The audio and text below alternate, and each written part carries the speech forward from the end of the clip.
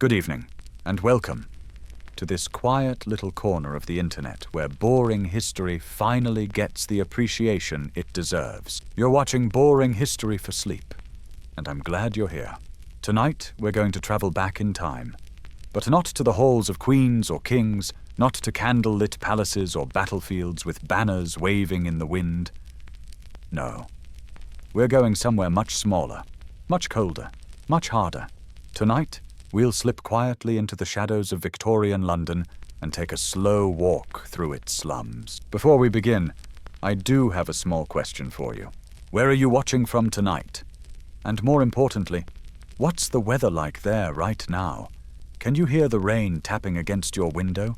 Or is the night so still that you can hear your own breath? Let me know in the comments, only if you'd like to, of course. And if you enjoy these long, meandering walks through history, these dusty stories and whispered memories, then consider subscribing, so we can keep meeting again in the quiet hours of the night, with more boring history. That just happens to be perfect for sleep. Now, if you're warm enough, and the world around you is finally quiet, let's begin. You're 8 years old, but you don't remember ever feeling like a child. The morning doesn't begin with birdsong or sunlight. It begins with coughing through the cracked wall beside you from someone in the next room. The sound is deep, wet, and familiar. You've heard it so long it barely registers now. Just part of the wallpaper of sound in this place. You live in Whitechapel, in London's East End. It's not a house, not really. More like a vertical collection of wooden planks and mismatched windows stacked one atop another like children's blocks left out in the rain. The floor is always cold. You sleep on a sack filled with shredded rags, curled under your coat, because it's the only thing thick enough to keep the night from biting your skin. Breakfast is a suggestion. Maybe a crust of bread. Maybe just warm water with something that once resembled tea. Your mother says food stretches better when your belly doesn't know what it's missing. Outside, the air is thick, not just with fog, but with soot. Chimneys pour out smoke like the city's trying to forget itself. You taste the coal before you smell it. It's always in your mouth, on your hands, under your nails. You work in a sorting yard, knee-deep in black dust. Your job is simple: pull out the big chunks, break apart the ones that won't burn right. Watch for anything sharp. And don't get caught slacking. You've seen children punished for less. A missed stone, a wrong word, a pause. Your hands don't bleed anymore, they just split. Quietly. A line here, a crack there. Red, then grey, then forgotten. Pain is something you've learned to work alongside. At midday, there's a break. Not rest, just pause. A few moments where you can sit and look at the sky, what little of it filters down through chimneys and smoke. You nibble something your mother wrapped in cloth, a boiled potato if the day was kind. If not, you pretend to chew anyway. There are people here, but no neighbors. Not really. You hear them all the time. Arguments, laughter, babies crying. But there's a silence between the walls, like everyone's learned not to get too attached. Because sometimes people disappear. A boy from the next room, a girl from across the street. They fall sick or vanish. No one says goodbye, no one asks questions, and so the day continues. The same as the last. Cold, cold, coughs. You wipe your nose on your sleeve and keep sorting. At night, the air tightens. The chill creeps in under the door like it has a key. You crawl back into your corner, wrap your arms around your knees, and count the passing carriages. Not for fun, just because the rhythm helps. Sometimes, if you're lucky, you dream of warm things. A blanket, a bowl of stew, a chair near a fireplace, just for you.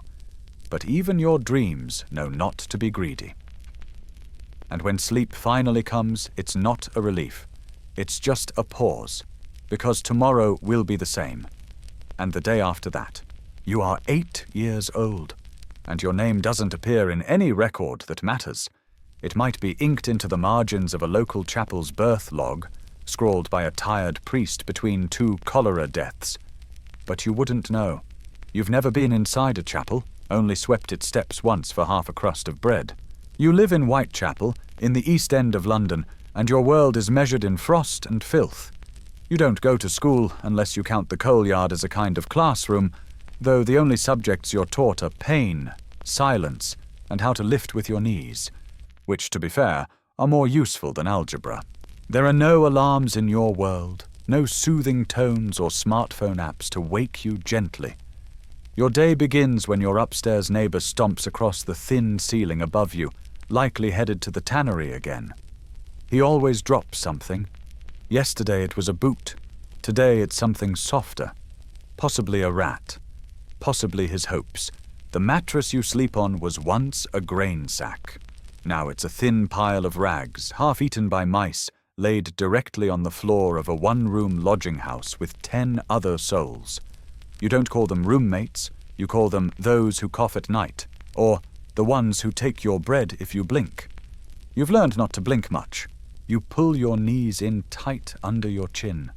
It's still cold, even colder than it was when you went to sleep. It's that kind of cold that feels damp and personal, like it's whispering into your bones. You tug your one coat tighter.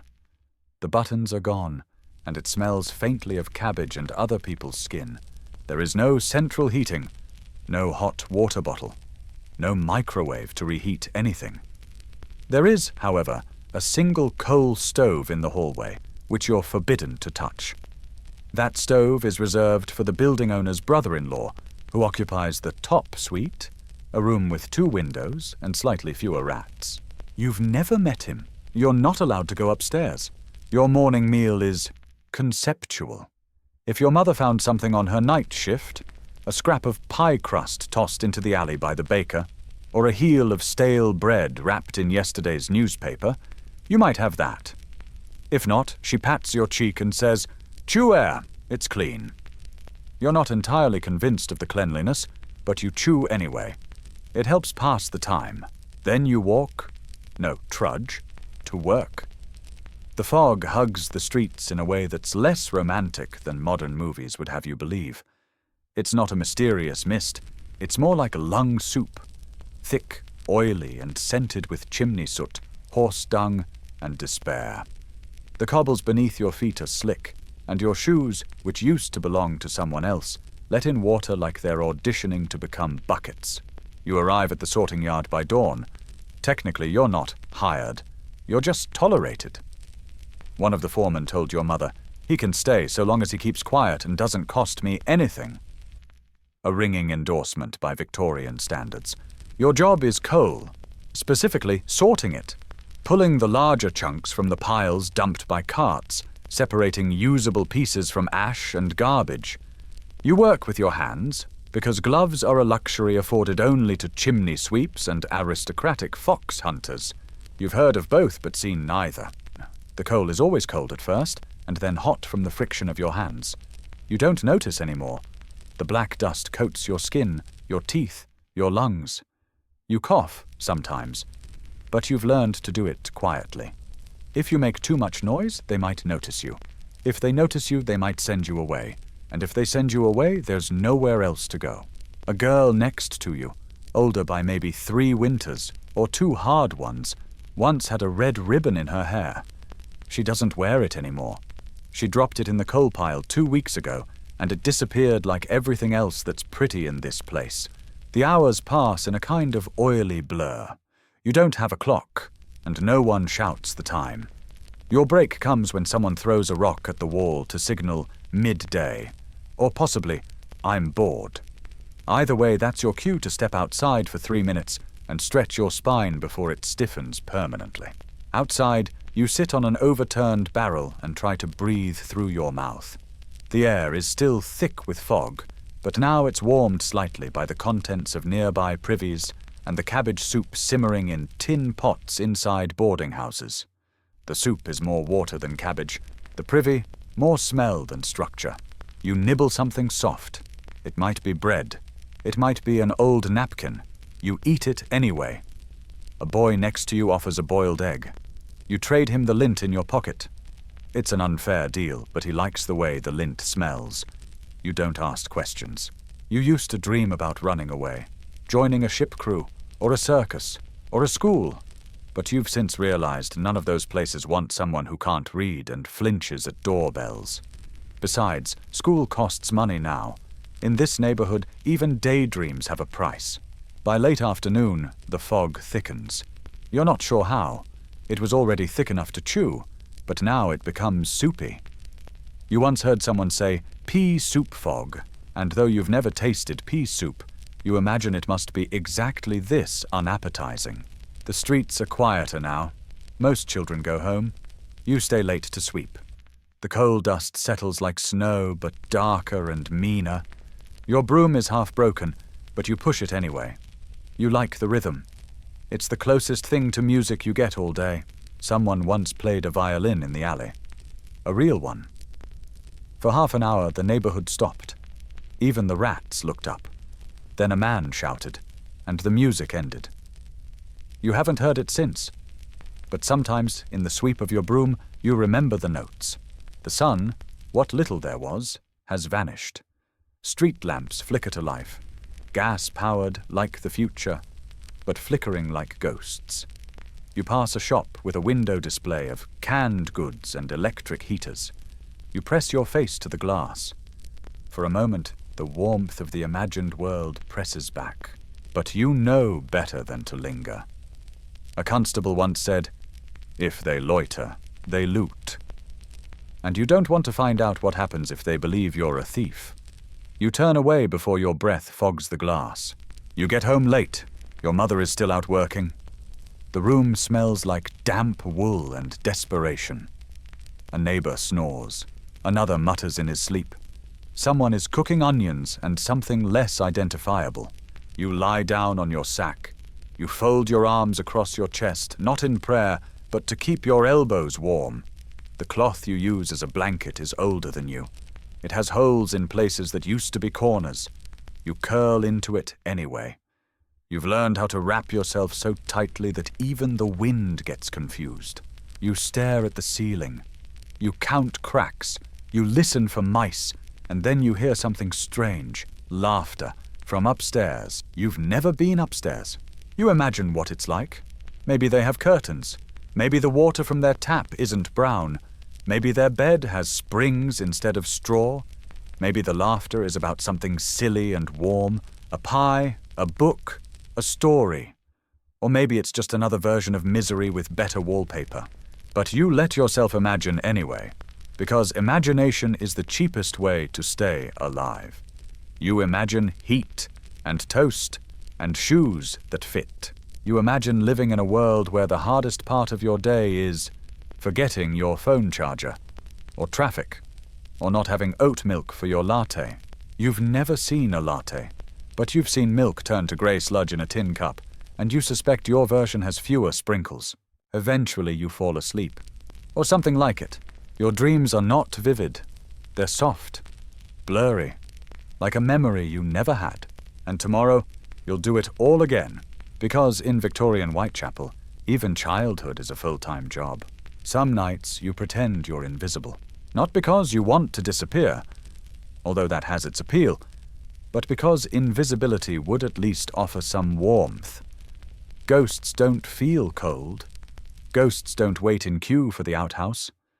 Ghosts don't wake up at dawn to cough up coal dust. You think maybe if you pretend hard enough, you'll float through the cracks in the floorboards and rise into someone else's ceiling. Someone with a mattress. Someone with a name written down somewhere important. In the dark, your thoughts move slowly, like treacle, or the Thames in winter. You hear a mouse near your head, chewing something. You hope it's not your ear again. Once it took a bite out of the cuff of your coat. You wore that coat to sleep for 5 more nights before the hole became a doorway for wind. Some people name their mice. Your neighbor, an old woman with a knitted shawl that's more hole than thread, calls hers Harold.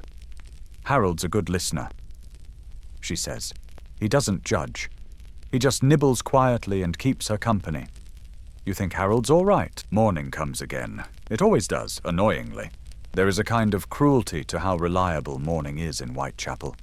You almost wish it would forget you, let you sleep forever in the in-between, without sound, without hunger, without the terrible disappointment of waking up again. But you wake, because your body remembers that hunger can't be ignored, and because someone is already yelling in the hallway. A voice you know. Big Elsie.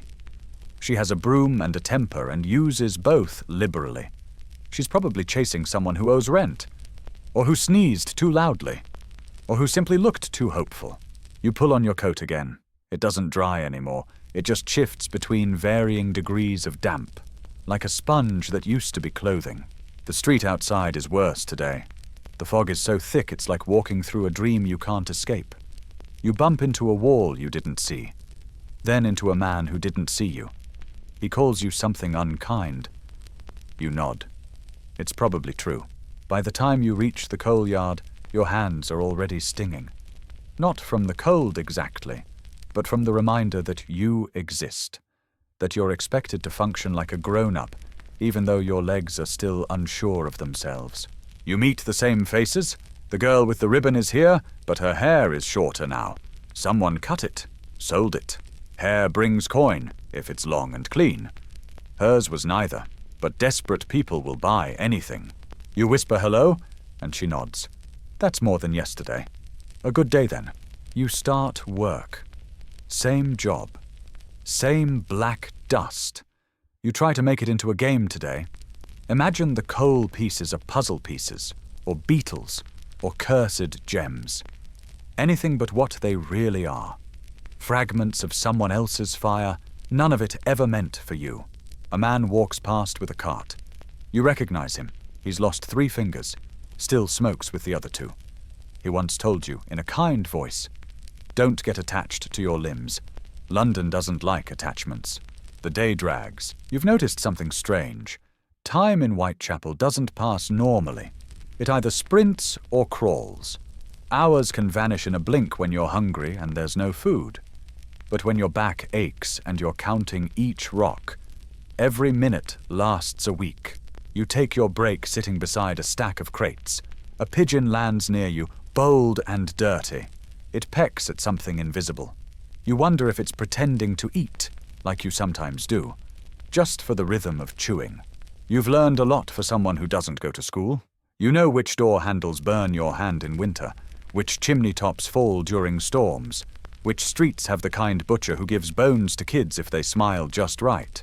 You also know how to fake a cough to get out of work. Once, not twice. The second time, they send you home, and not in the gentle way. You've seen boys limp back from the factory after a belt buckle taught them discipline. You've seen a girl your age get fired for back talk that was just asking for water. It's funny, in a grim sort of way. In your time, a child asking for food is lazy. In the future, that same child might be called gifted for having opinions, or trauma-informed, or resilient. That's the word you hear sometimes from the preacher's wife. Resilient. It sounds like something you're meant to be proud of, but most days you'd rather just be warm. Afternoon fades into evening. The fog lifts a little, revealing brick walls stained with generations of rain and smoke. You walk past a shop window and catch your reflection. It surprises you every time. You look older than you should. Not in a wise way, just in a tired way. There are posters pasted to the bricks, ads for elixirs, for cure-alls, for job openings that will absolutely not hire you. One of them shows a smiling family in clean clothes sitting around a roast chicken. You've never seen a chicken that wasn't running away or already boiled grey. You wonder what kind of world that poster was printed for. Maybe a parallel one. One where children wake up to sunlight and wash in warm basins, and the only coal they see is in decorative stoves that never run out. In that world, maybe you'd have a birthday cake, or a bedtime, or silence that isn't terrifying. You return home just as the lamps flicker on. Gaslight paints the street in yellow-orange streaks, shadowing your feet like something out of a storybook. Your room is quieter tonight. Fewer voices, more wheezing. Your mother is asleep in the corner. Her hands are curled into claws from scrubbing. She used to hum when she worked. Now her voice cracks if she speaks too long. You cover her feet with part of the coat. She doesn't wake. You pull off your shoes. There's a hole now in the heel big enough to fit a finger through. You imagine stuffing it with newspaper, if you had a newspaper, or a finger to spare. You lie down again, back to your corner. The mouse is quiet tonight. Maybe Harold has found better crumbs elsewhere. You stare at the wall and let your thoughts unravel. You think about other lives, other yous. What if you were born in 2025? Maybe you'd go to school. Maybe you'd complain about math homework while eating something called pizza bagels.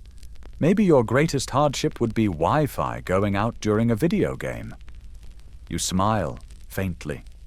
You don't know what Wi-Fi is, but it sounds gentle. You think of a bed with blankets that don't smell like mildew, of medicine that doesn't come with a funeral prayer, of tap water you can drink without boiling, of someone tucking you in and saying, "See you in the morning," like it's a promise, not a gamble. You know that world exists somewhere, but not here, not in Whitechapel, not tonight. Here, you fall asleep to coughing and creaking, to wind slipping through cracks like fingers, to dreams that aren't dreams, but fog made softer, to hope so thin it could tear like paper. You drift off, not into sleep exactly, but into that weightless space where nothing hurts, nothing expects, and nothing asks you to be resilient. And maybe, just maybe, tomorrow, someone will smile at you, or give you a boiled egg, or let you sit in the sun just for 5 minutes. That would be enough. For now, somewhere nearby someone sings. Not well, not loud, but soft enough to mistake for a breeze if you're not listening closely.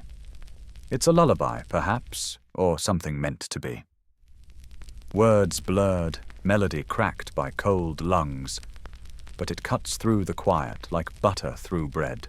You roll over and listen. You don't know who's singing.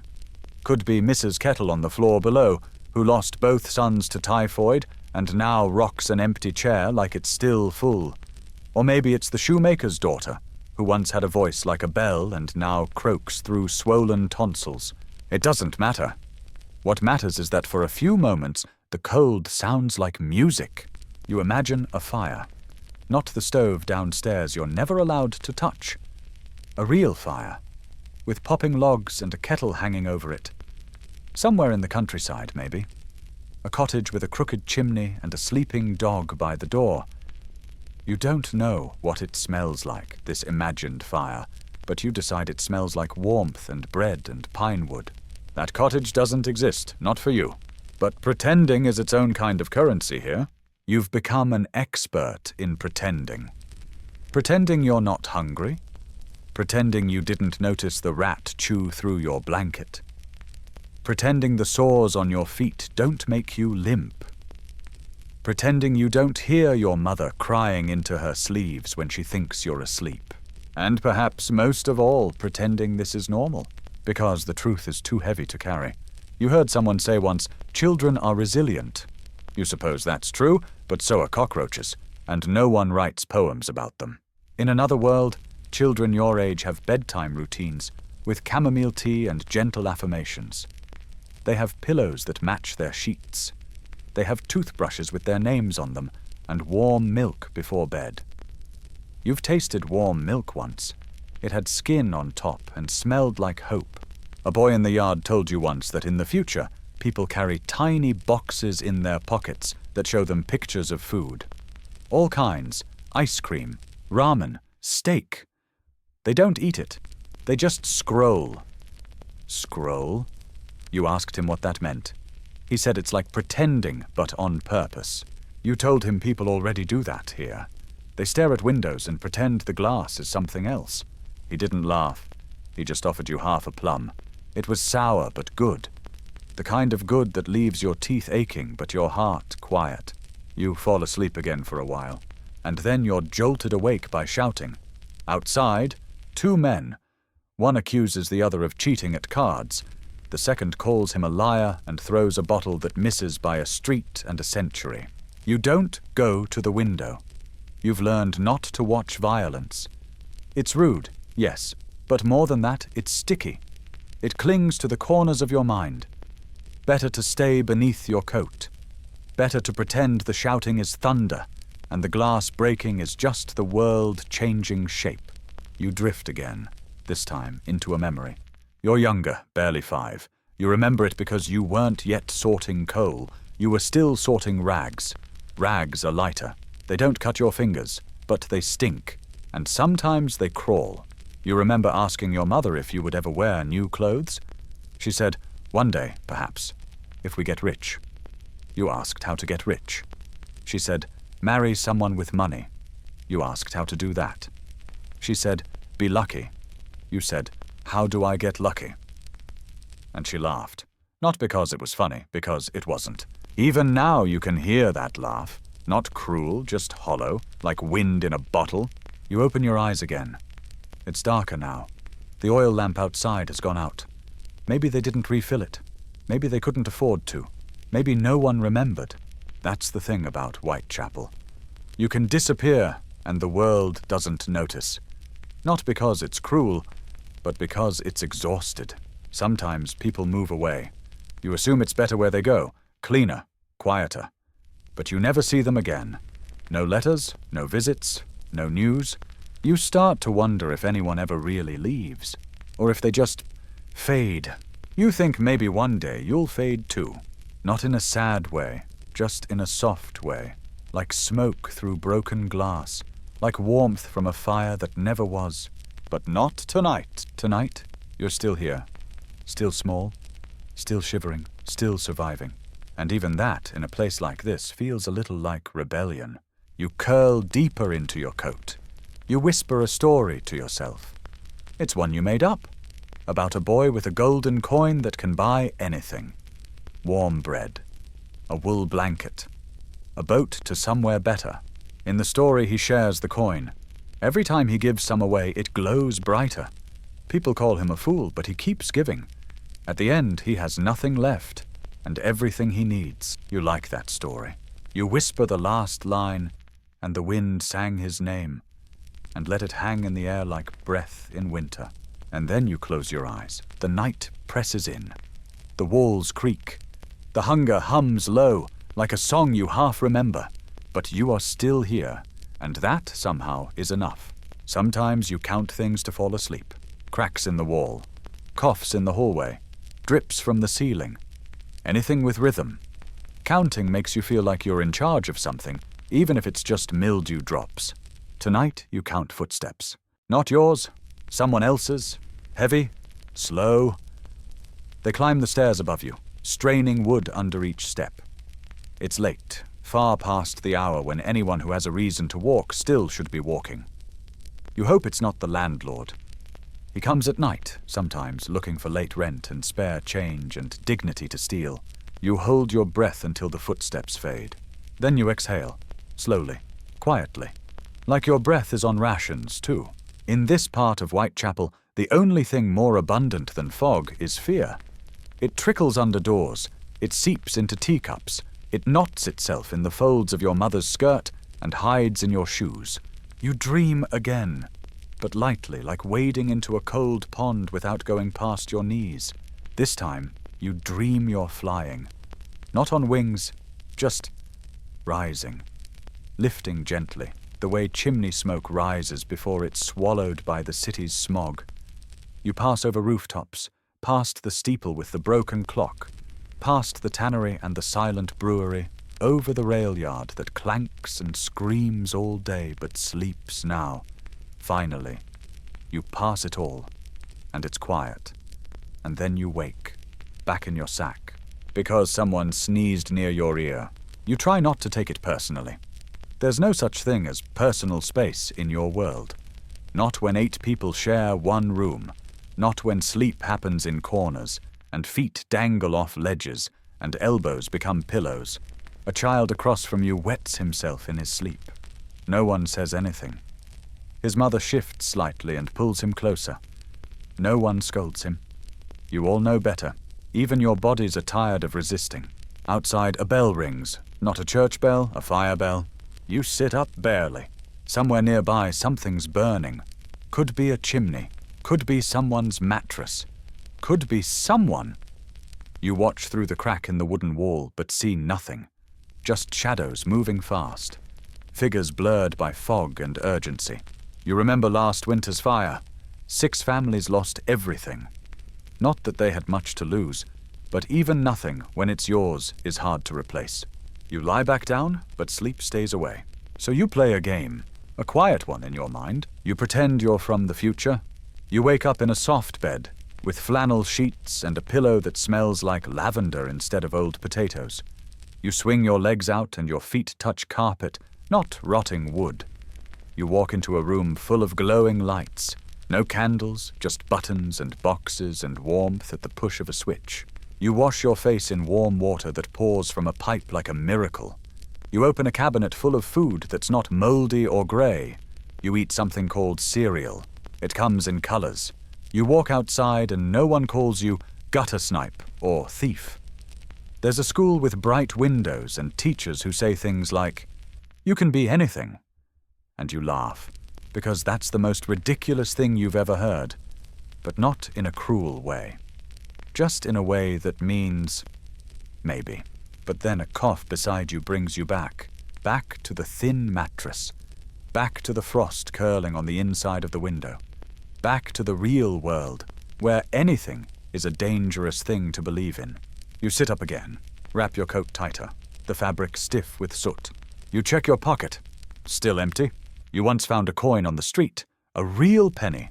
You stared at it for a full minute, unsure if it was a trick. A boy nearby saw you hesitate, ran over, grabbed it and shouted, "Hesitation's just permission." You never forgot that. Now you hesitate less. At work the next day, the coal pile is taller than usual. A new shipment arrived. The foreman looks irritated, which is nothing new. His eyebrows are permanently stuck in a furrow. His face is the color of brick, his knuckles wrapped in cloth and resentment. He shouts something about quotas. You don't know what quotas are, but you nod anyway. Nodding is safe. You start sorting. Today you're paired with a boy named Willie. He's missing 3 teeth and claims he once saw a real elephant in a traveling circus. You believe him. Not because it's likely, but because you want to. Willie tells good stories. He says in India, people ride elephants like you ride donkeys. You ask what a donkey feels like. He says he doesn't know, but he imagines it's bony. Willie talks while he works. You mostly listen. He says someday he'll own a shop, a place that sells hats. All kinds, top hats, work caps, even velvet ones with feathers. You ask who would buy such hats here. He says, "No one." Then he winks. "That's why I'll open it somewhere nicer." You think about that? About leaving? Not flying this time, just walking, out of Whitechapel, over a bridge, into a better chapter. You wonder if the world has better chapters. The rest of the day blurs. A girl cuts her hand on broken glass mixed with the coal. She cries, but only once. The foreman wraps it in cloth and tells her to stop dripping. She nods. You nod with her. Everyone nods. It's easier than arguing. The hours pass. Your shoulders ache in that familiar, dull way. Your lungs burn from breathing in the black air. Your fingers feel like twigs. But still, you keep sorting. Because the pile is large and the options are small. After work, you sit alone on the back step. You watch the sky. It's grey, but there's a sliver of light behind it. A kind of soft orange that feels forgiving. You imagine it smiling at you. Not out of pity, just understanding. Someone drops a piece of bread near you. It's covered in ash. You eat it anyway. You've long since stopped being picky. Then you walk home. Past shuttered shops. Past people sleeping upright against brick. Past a woman swearing at pigeons like they're her creditors. You pass a storefront with a mirror. A cracked one. You catch your reflection again. For a moment, you don't recognize yourself. Your eyes are too old for your face. Your shoulders slump like they belong to a man twice your size. Your lips are chapped, and your teeth are uneven, and your hair is a map of tangles. You wonder what you'd look like with soap and a comb. You wonder what you'd sound like with someone to listen. You get back to the building just before the rain. It starts soft, like a polite reminder. Then it becomes louder, pushier, like London itself, can't bear the silence and must interrupt with weather. You like the rain, oddly. It's honest. It doesn't hide. It doesn't ask questions. It just falls. You climb the stairs quietly. Your mother is asleep again, her hands in the same clawed position. You hope she's dreaming of something better. You crawl into your corner. The mattress is damp. The blanket is stiff. But still, you're home, whatever that means. And so you close your eyes. Not because you're tired, you were born tired, but because you've run out of wake. You whisper to yourself again. Maybe about the boy with the golden coin. Maybe about elephants. Maybe about hats with feathers. Maybe just about counting things. Cracks, coughs, drops, hopes. 1, 2, 3. And maybe, just maybe, sleep answers. Not quickly, not kindly, but softly. And you drift once more into fog. You wake to footsteps again. Not the heavy kind from the landlord, but the quicker, slippered kind of someone moving with purpose. Urgent, but quiet. That kind of hush that tells you something has gone wrong. Again, it's still dark. But that doesn't mean much in Whitechapel. Sometimes day doesn't bother showing up until nearly noon, and even then it brings more fog than light.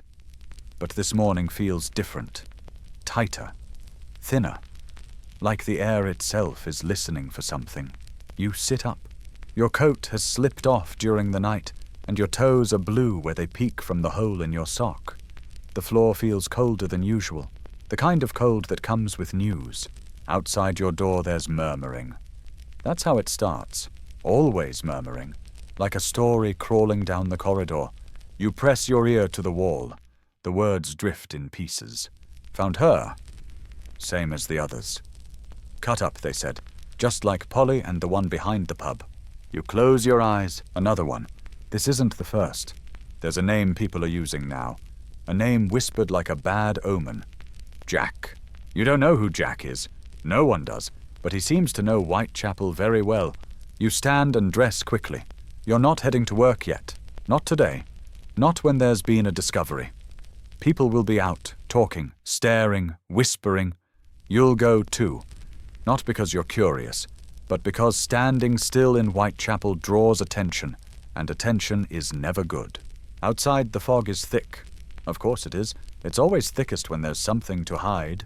You follow the flow of people, down narrow alleys, past boarded-up windows and butchers' shops with rust-colored stains that no one questions. The crowd is already there, gathered like flies on rot. You stay at the edge. You're too small to push through, and too clever to try. Voices float back. She was working Baker's Row. Said her name was Annie. Poor soul. Same cuts, same as the others. Monster, that one. A beast. You look at the people speaking. Most of them are men. Warm in scarves they didn't buy, speaking with the confidence of those who think bad things only happen to other people. But it's always the same pattern. A woman goes missing. Found the next morning in pieces. The police show up. A crowd forms. A priest arrives late. Someone blames gin. Someone blames sin. Someone blames the Jews. Then the day continues, because it has to. You remember the first body they found. Not the name, just the silence that followed. It was the kind of silence that sat on your chest, the kind that made your mother keep you inside all day and pull the curtains shut, even though there was nothing worth hiding from. Everyone already knew. Since then it's happened again, and again, and now again. The papers love it. You saw a headline yesterday. Terror stalks the night, written in bold black letters as if it were a playbill for the theatre. You wondered if the man who wrote it ever walked down Bucks Row alone. Probably not. He probably writes from somewhere with carpets. You turn away from the crowd and wander down a side street. It's quieter here. Just the sound of your boots, well, one boot and one shoe, on wet cobblestone. You know these streets well. You know which gutters bubble even when it hasn't rained. You know which doors are bolted and which can be opened with a sharp breath and a shove. You know which corner boys to avoid and which will share a crust if you ask nicely. The thing about Jack, the thing no one says out loud, is that he didn't create the fear. He just gave it a face. People were already scared. Scared of debt, of disease, of sudden knocks on the door in the middle of the night, of landlords and workhouse overseers and constables with nothing better to do. Jack just added one more flavor to the stew. You think in a strange way that he's made the rich notice you. Not you personally, of course, but your world, your alleys, your dead. For once, the newspapers are writing about Whitechapel, not about its moral decay or slum problem, but about its blood. And blood, you've learned, makes a better story. Of course, they still get things wrong. You read once that all the women were fallen, that they brought it on themselves. You remember thinking that if survival was a sin, then everyone here was damned. You walk past the 10 Bells pub. Closed today. The door nailed shut with a sign that says, "Respect for the dead." You know it'll reopen tomorrow. Respect doesn't pay rent. On the ground outside, someone's chalked the words, "Watch yourselves, girls." You stare at it for a long time. It's good advice, you suppose. If only it actually worked. You find a crate to sit on. The street smells like boiled offal and candle wax and fear. The combination isn't unusual. You let it settle in your nose. You're not afraid. Not in the way the papers want you to be. You're more afraid of hunger, of winter, of the workhouse. At least Jack works quickly. You're not supposed to think that. But the thought slips in anyway. You glance down at your hands, covered in soot from yesterday. You rub your knuckles together. They feel like sandpaper. You wonder if Jack has hands like yours, or if his are soft. Office hands, clean fingernails. You think it would be worse if they caught him and he looked ordinary. That's the real horror, isn't it? Not the monster in the dark, but the man in the daylight who passes you bread and tips his hat. You remember hearing once that the worst things in history didn't come from dragons or demons, but from clerks with neat handwriting and good boots. You file that thought away. You watch the street for a while. Nothing happens. Then slowly, life begins again. A cart rolls past, its wheels leaving wet trails. A woman calls to her children in Polish. A boy steals an apple and disappears into an alley with the speed of someone who's practiced. The world doesn't stop for the dead. It barely pauses. And yet tonight, no one will walk alone. That's the change. Not in justice, not in policy, just in how tightly people hold their shawls, how quickly they move from one doorway to the next. Even you, small as you are, feel the shift. As dusk returns, you head home, past lamplighters doing their rounds, past shadows that move just a bit too slow. You step into your building and close the door behind you. Your mother is sitting up. She looks at you. Not with worry, just with the look of someone who has already calculated what she's willing to lose. You nod at her. "No work today," you say. She doesn't ask why, she already knows. She hands you a cup of something warm. Not tea, just hot water with a pinch of something bitter in it. Maybe she boiled weeds again. You sip. It's awful. You finish it anyway.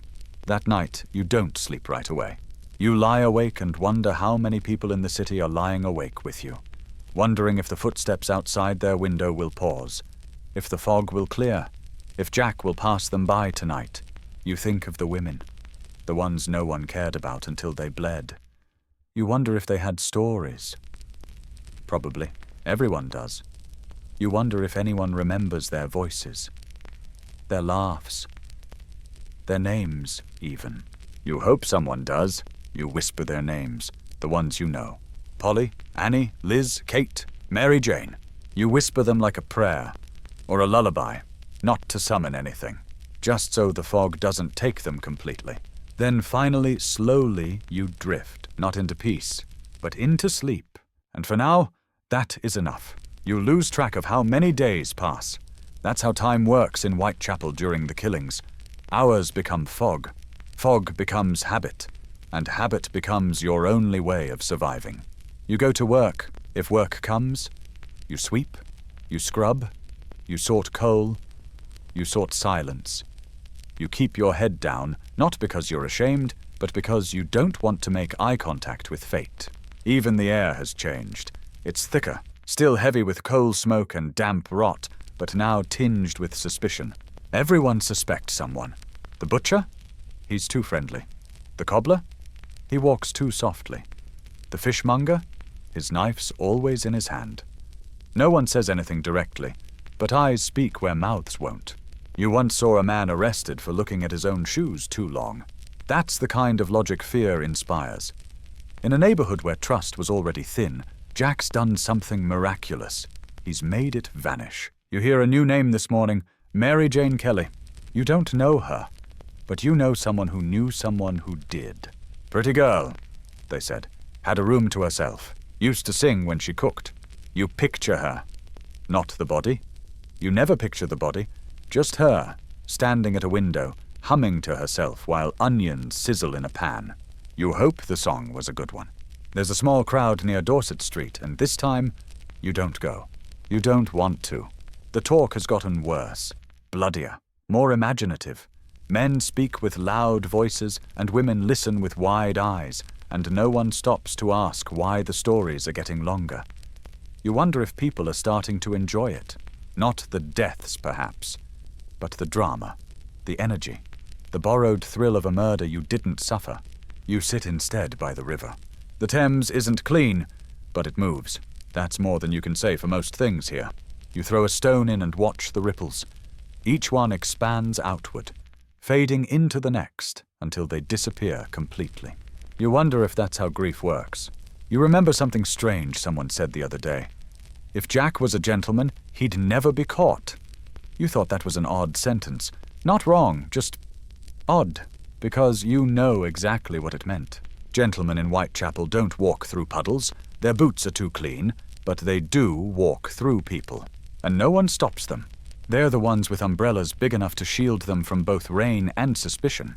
You walk past a group of women speaking in hushed voices. Did you hear what they found in the room? I won't repeat it, I won't. They say he took her heart. Don't say that, it's bad luck. You don't join the conversation, but the words stick to your coat like smoke. You keep walking. At a bakery window, you see a sign. Closing early, safety of staff. Inside, the shelves are empty. Not from panic, just from routine. People buy bread because it's something they can hold in a world full of things they can't. The baker looks tired. She doesn't smile as you pass. She used to smile, even when there was nothing to sell. You remember she gave you a crust once, just handed it to you without a word. You never forgot. Now she only nods. Not to you, just to the street. The police presence has grown. Constables on every corner, whistles around their necks and nerves under their skin. You've seen them chase pickpockets with glee, but now they hesitate. They carry clubs like charms, as if violence can be beaten out of the air. You pass one standing alone, young, pale, twitching. His uniform hangs awkwardly on him, like it belongs to someone braver. You nod. He doesn't nod back. Fear turns everyone into furniture. At home, your mother sits by the window, knitting. The needles click like teeth chattering. She hasn't spoken about the murders. Not directly.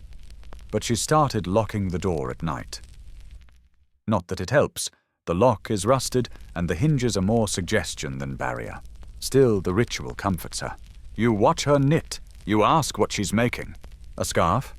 She says. For who? Dunno, just need my hands to be busy. You understand that. You've been busy too. Scrubbing more, sweeping longer, staying late even when you aren't asked. Not because you care about the job, but because standing still feels like surrender. That night, you hear the footsteps again. Different ones this time. Rushed, panicked. A knock at the neighbor's door. A voice you recognize. Elsie, 3 rooms down. She's gone, she cries. She didn't come home. You don't move. Neither does your mother. Because what is there to say?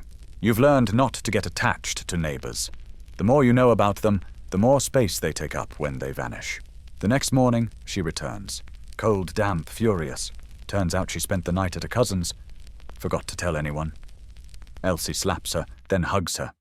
In that order, everyone breathes again. Not because the danger is gone, just because it picked someone else. You go back to the street. The fog is back. Of course it is. Whitechapel fog is less like weather and more like a character. Persistent, mysterious. probably underpaid. You wander past a shop with newspapers in the window. The headline reads, "From Hell, new letter from Ripper, terrifies police." You stare at the letters. You can't read much, but the word hell is familiar. It's been written on doors, whispered in alleyways, and scrawled in soot across broken fences. You wonder if Jack really writes these letters, or if someone else does, someone bored, or hungry, or simply lonely. You once wrote a letter too, to no one, just to see if your thoughts could fit on paper. You folded it and buried it in a crack in the wall. You never looked for it again. The city keeps secrets like that. You pass the pub. The 10 Bells has reopened.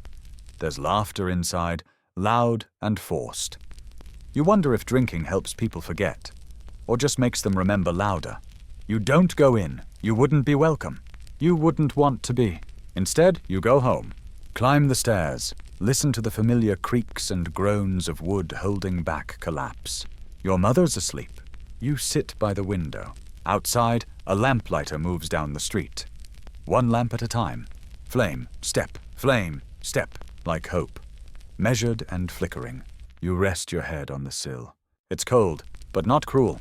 You close your eyes, and in that quiet space between one breath and the next, you imagine London without fog, without fear, without Jack, just a city full of noise and hunger and people trying their best not to disappear, just like you. And slowly, softly, you fade into a dream that doesn't end in blood, into a night that doesn't echo with footsteps, into a world, maybe, that forgets his name. The worst part isn't the fear. Not really. It's the waiting. You find yourself listening too closely these days. To boots echoing on cobblestone, to the hiss of gas lamps being lit, to the stillness between sounds. The silence has changed. It used to mean sleep. Now it means hold your breath. People are still talking, of course, but the tone has shifted. They used to whisper like gossips. Now they whisper like mourners. You pass a group of children drawing on the wall with chalk. Not games, not hopscotch, just names. Polly, Annie, Kate, Liz, Mary. They write them slowly, almost reverently, like those names might protect them. You pause and trace one with your finger. It flakes off easily. Even chalk fades here. At the market, the butcher speaks too loudly. They'll catch him soon, he insists. Too many eyes now. But he doesn't sound convinced. Not really. His cleaver lands with less force than usual. You watch him slice through a side of pork, and you wonder if he ever looks at it and sees something else. You don't eat meat often. Mostly bread. When there's flour, or potato when someone's lucky enough to steal one, or stew when someone's unlucky enough to get married to someone who calls boiled cabbage a spice. You've learned not to be picky. Hunger isn't. There are posters everywhere now. Wanted signs, appeals for witnesses, police sketches that look like every man and no man all at once. You stare at one. The eyes are blank, like mirrors. You look away.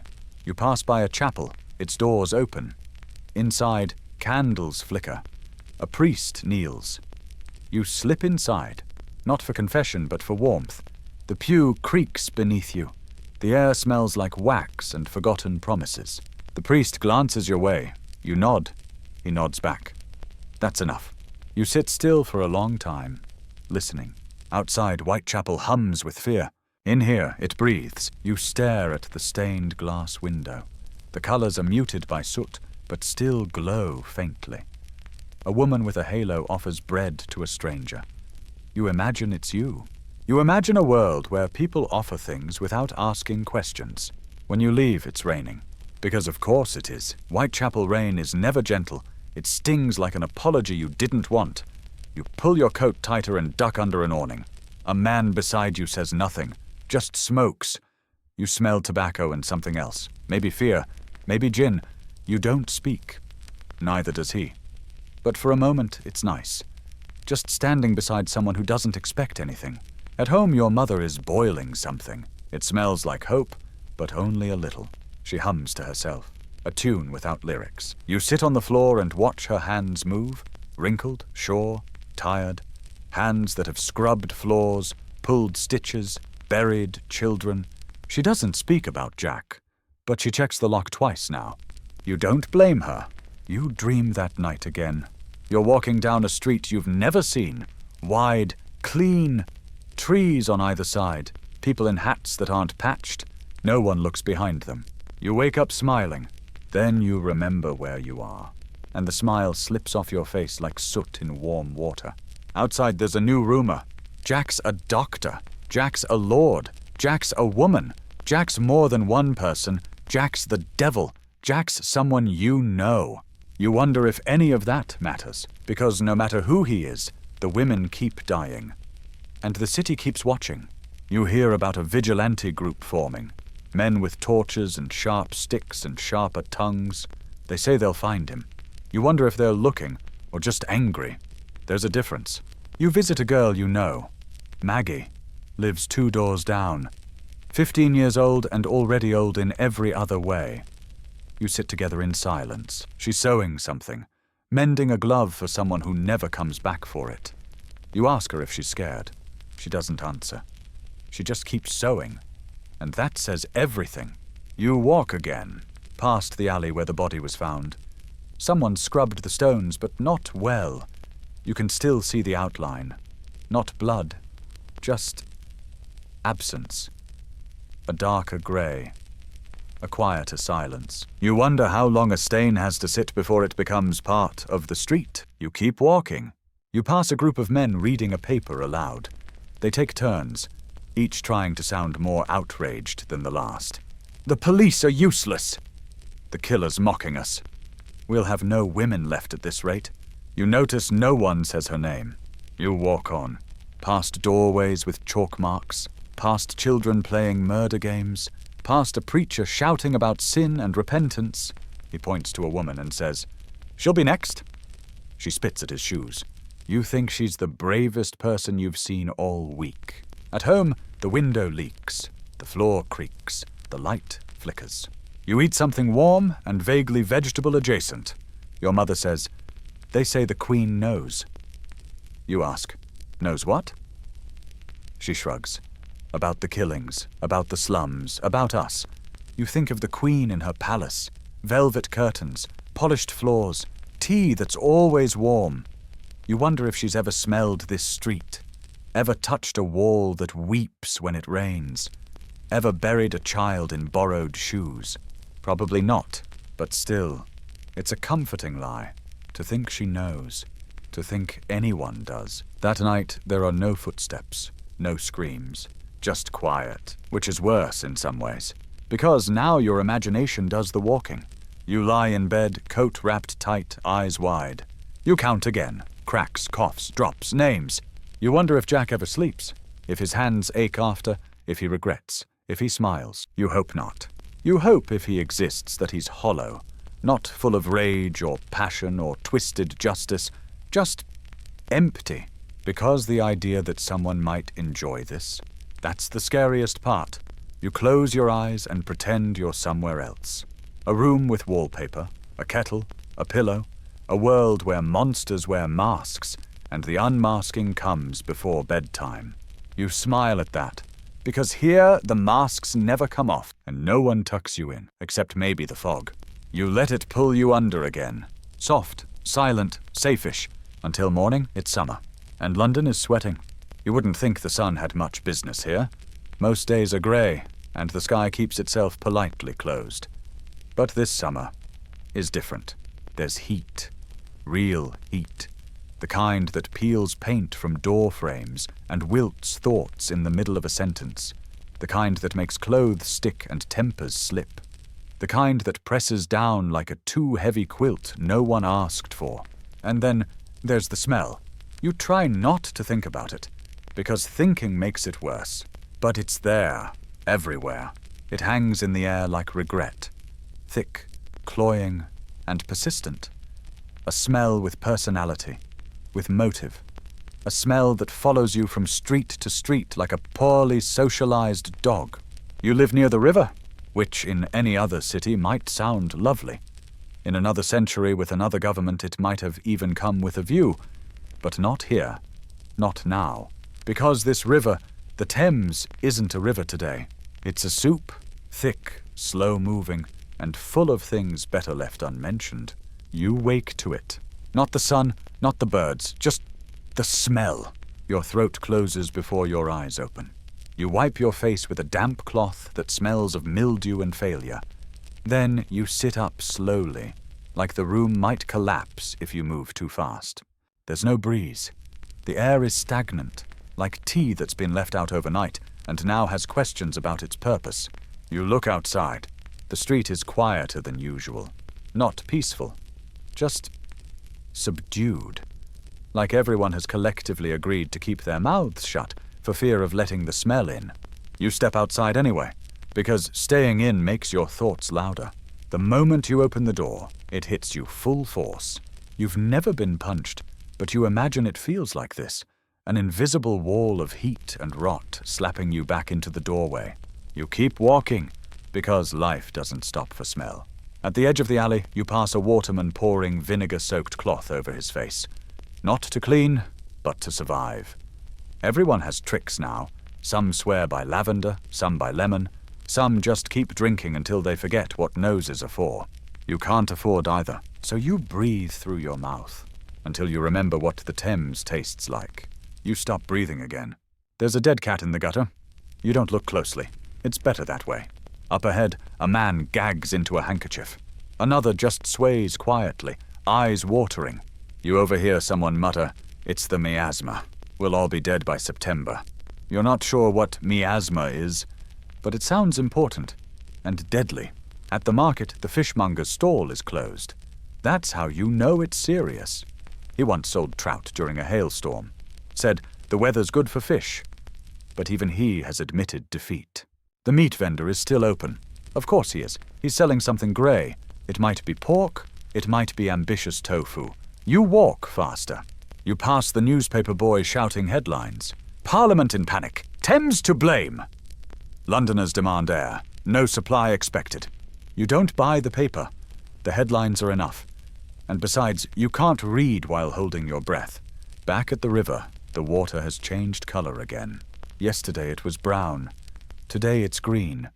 You didn't think that was possible, but here we are. A woman drops a handkerchief into the water by accident. She doesn't retrieve it. She lets it go. Probably says a prayer. You sit on the embankment wall, carefully. The smell is worse here, of course, but so is the view. You stare at the water. It doesn't move like water. It doesn't ripple. It bulges. It sighs. You try to find a way to describe it, and all you can come up with is tired stew. You imagine the river whispering, "I've done my best, but you keep feeding me." And it's not wrong. Because for centuries, the Thames has been London's everything. Its bath, its toilet, its laundry, its confession box. And now, finally, it's had enough. You see someone drop a bucket into it. They're trying to draw water. They must be new here, or desperate, or cursed. They pull it up and recoil. You don't ask what they see. You already know what it smells like. You head back through the city. People are arguing about sewers again. It's become a national sport. Should they build them? Should they not? Should the government pay? Should they bottle the smell and sell it to the French? You don't care about the politics. You just want your nose back. You pass the Houses of Parliament. They've hung heavy curtains soaked in lime and vinegar across the windows. MPs are holding meetings in boats mid-river. Some have simply fled to the countryside. It's a good reminder. No matter how bad things get, the rich still find a way to breathe. You don't blame them. You just wish you could do the same. That night, sleep doesn't come easily. Your pillow smells of everything except rest. You wrap your face in a scarf. You pretend you're camping. You pretend you're in a faraway forest with pine trees and owls and wind. But the truth seeps in, like the smell. You dream of rivers. But they're clean and quiet, and no one dumps chamber pots into them. You wake up hopeful until you breathe. And remember, it's still summer, and London is still sweating. By the third week of the smell, it has a personality. It sulks in doorways, slithers beneath your collar, nests behind your eyes. It's no longer a visitor, it's a roommate, a flatmate who pays no rent and steals your appetite. You name it quietly to yourself. You call it Harold. Harold is everywhere. Harold meets you in the morning, before you've even opened your eyes. Harold sits with you at breakfast, seasoning your boiled turnip with notes of sewage and sun-baked algae. Harold accompanies you to work, to prayer, even to moments when you dare to dream. And Harold does not leave. The Thames, of course, is Harold's womb. You once imagined rivers as living things, flowing, graceful, nourishing. But this one is not graceful. It bloats. If rivers had stomachs, the Thames would be cramping. You walk along the embankment, watching as oily streaks dance across the surface. You wonder how many dreams are rotting in there, how many hopes, how many unspoken apologies, how many stolen rings and stillborn prayers, all stewing together beneath the surface. There are rumors now. Some say the river has turned to poison. Others say it's punishment from God for the gambling dens and back-alley sin. Still others say it's political, blaming the stink on rival parties, as if ideology emits an odor stronger than raw effluent. You hear two men argue by the pump. Sewers won't help. It's the devil's air. No, it's the foreigners. They dump things. I saw one pour something down a drain. You keep walking. You've heard it all before. People blame what they can see, but no one wants to smell their own part in the mess. That afternoon, the heat reaches new heights. It's the kind of heat that feels personal, vindictive, as if the sky itself is punishing you for something you forgot to do. Like apologize for being born. The buildings seem to sweat. Brick drips, glass fogs from the outside, and the smell. Oh, Harold. Harold sharpens. It goes from a presence to a pressure. You see a child faint in the street. A dog refuses to sniff. A bishop wipes his forehead with a Bible page. You retreat indoors, thinking perhaps the smell won't follow. It does. Because Harold doesn't knock. Harold seeps. Inside, you try everything. You hang onions in the window.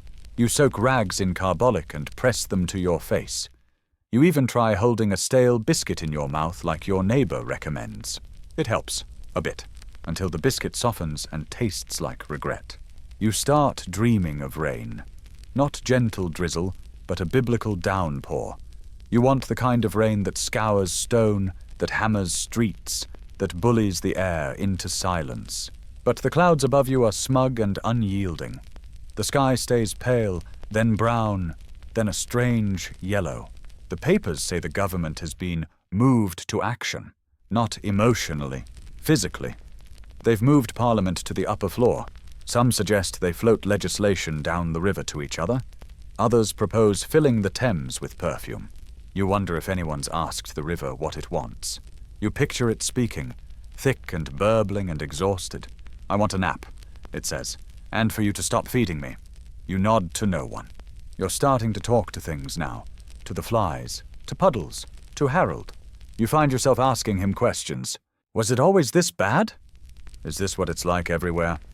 Will I ever smell a rose again without flinching? Harold doesn't answer, but he lingers. One morning, a barrel of something foul breaks open in the road. You don't ask what it was. No one does. A man slips and falls in it. He just lies there for a moment, then gets up and walks away. Not a word. There's a kind of dignity in surrender. You meet a woman selling sprigs of mint. 3p to pin it to your collar, she says. You don't have 3p. She gives you a half-crushed leaf anyway. You thank her. She doesn't reply. She's too busy gagging into a linen kerchief. You walk past a doctor's surgery. The sign says, closed for airing. You want to laugh, but you're too warm to remember how. At home, your mother has started boiling vinegar. She says it clears the air. You think it just adds a new chapter to Harold's autobiography. Still, you sit beside the pot, pretending it helps. You imagine you're in a spa, a Victorian spa for the deeply delusional, where the aroma is eau de municipal failure and the facial scrub is coal dust mixed with sweat. You smile at the thought, because what else is there? That night, something shifts. The smell dims, just a little. Not gone, never gone, but muted, like Harold has gone to sleep. You lean out the window. The sky is darker tonight, cooler. You take a breath, carefully, and for the first time in weeks, it doesn't feel like swallowing a compost bin. You sit on the windowsill and close your eyes. You remember a time when London didn't smell like this, when the river flowed, and the breeze carried nothing more than bread and chimney smoke and horses. You remember that time didn't exist. Still, the thought is soft, and soft is enough. You breathe again. The air is still thick, but manageable. You whisper to yourself, maybe this will pass, and for a moment, you believe it. You fall asleep with the window open, and dream of rivers that forgive. The strange thing is, you start to get used to it. The smell. It becomes less of an intrusion, and more like background music. Terrible music, certainly, but familiar. The kind of song you'd never request, yet find yourself humming because it's always playing. There's a name for that, you think? Something about adaptation. But you never learned such words. All you know is this. Humans can get used to anything. Even a river that smells like it's fermenting corpses and cabbage in equal measure. You've started to dream again. Not of escape, not of rain, but of soap. Not scented soap, not even clean soap, just soap. You imagine a bar of it, waxy, pale, slightly cracked. You imagine holding it underwater, rubbing it between your hands until bubbles rise. Bubbles that carry away everything. Dirt, dust, Harold.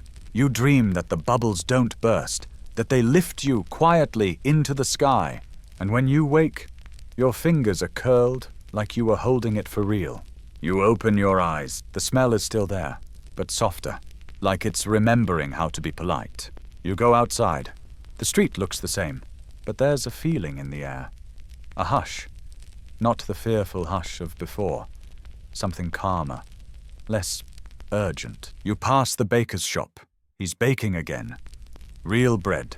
Flour dust hangs in the doorway like a holy mist. You stop and breathe in.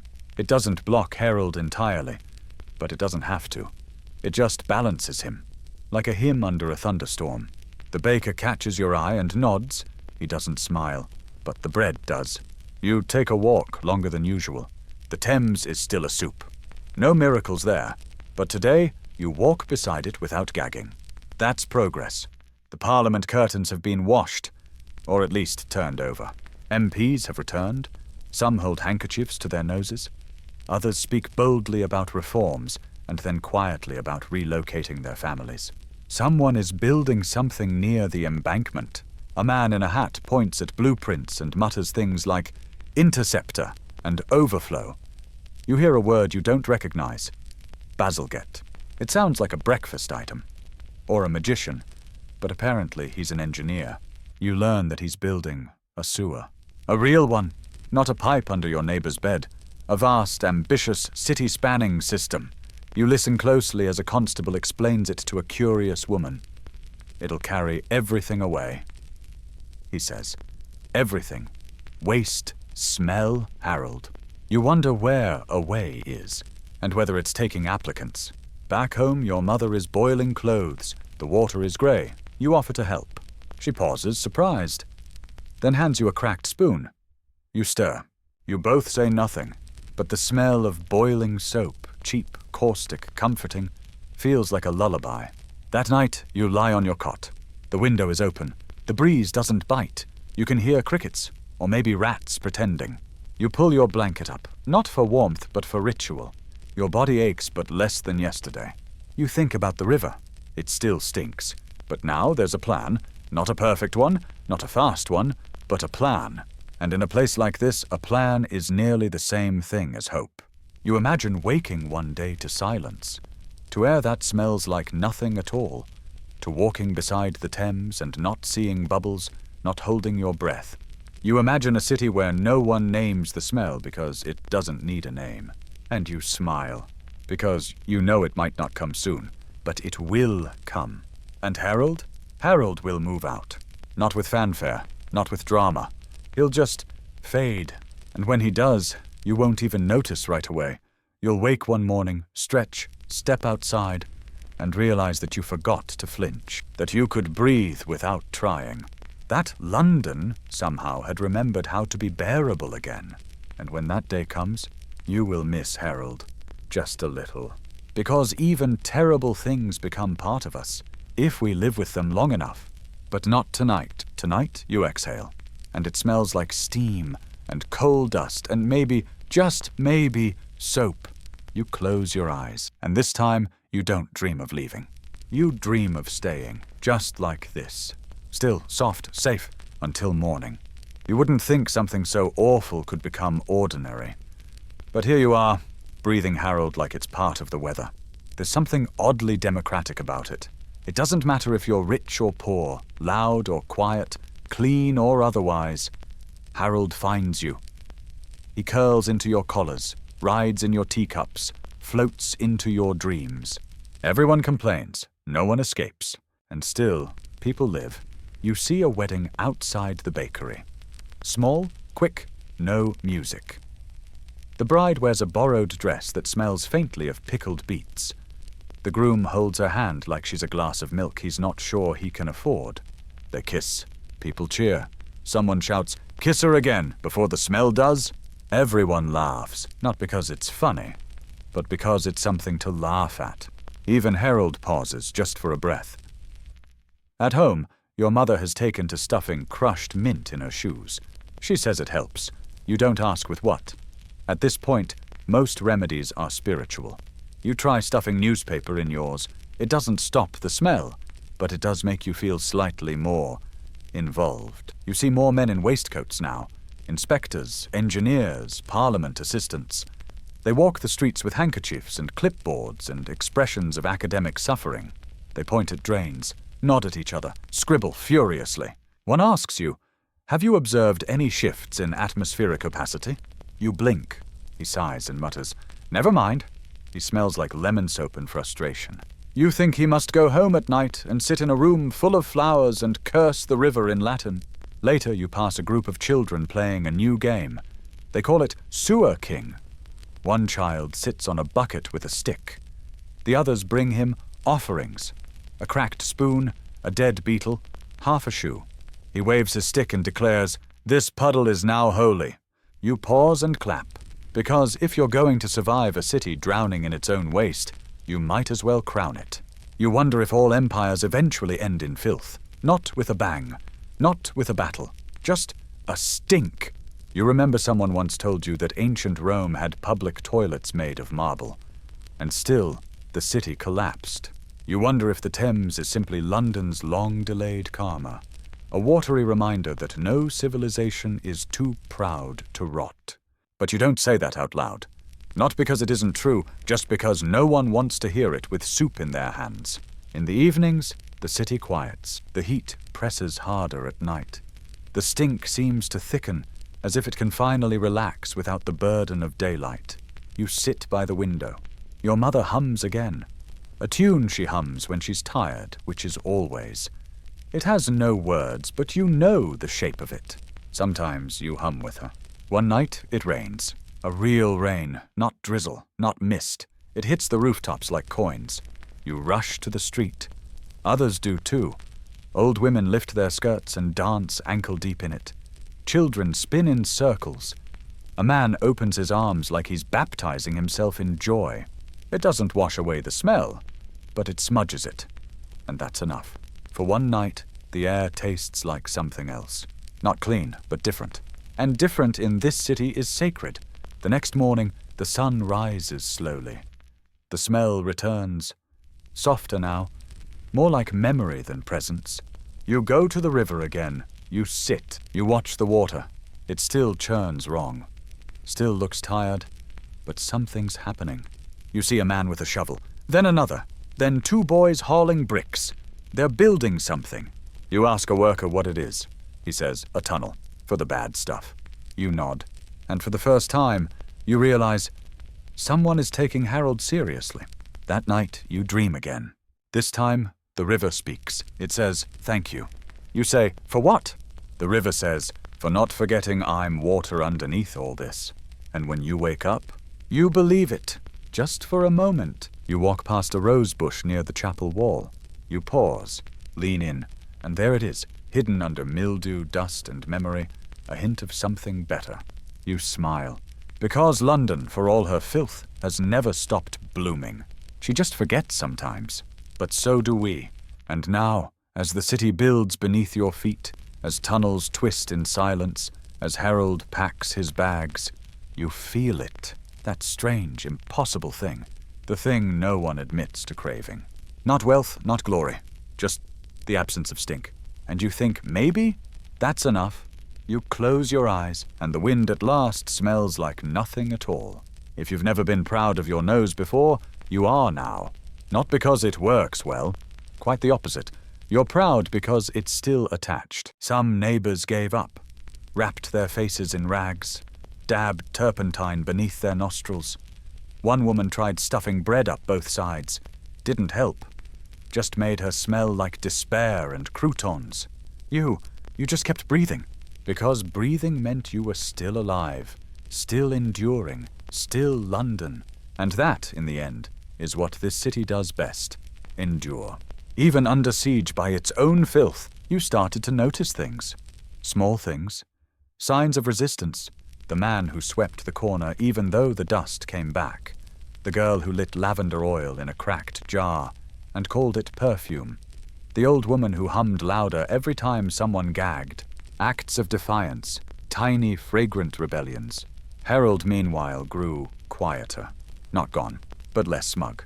You think he knew that his reign was ending. You imagine him sulking in alleyways, slouching over the river like a tired monarch.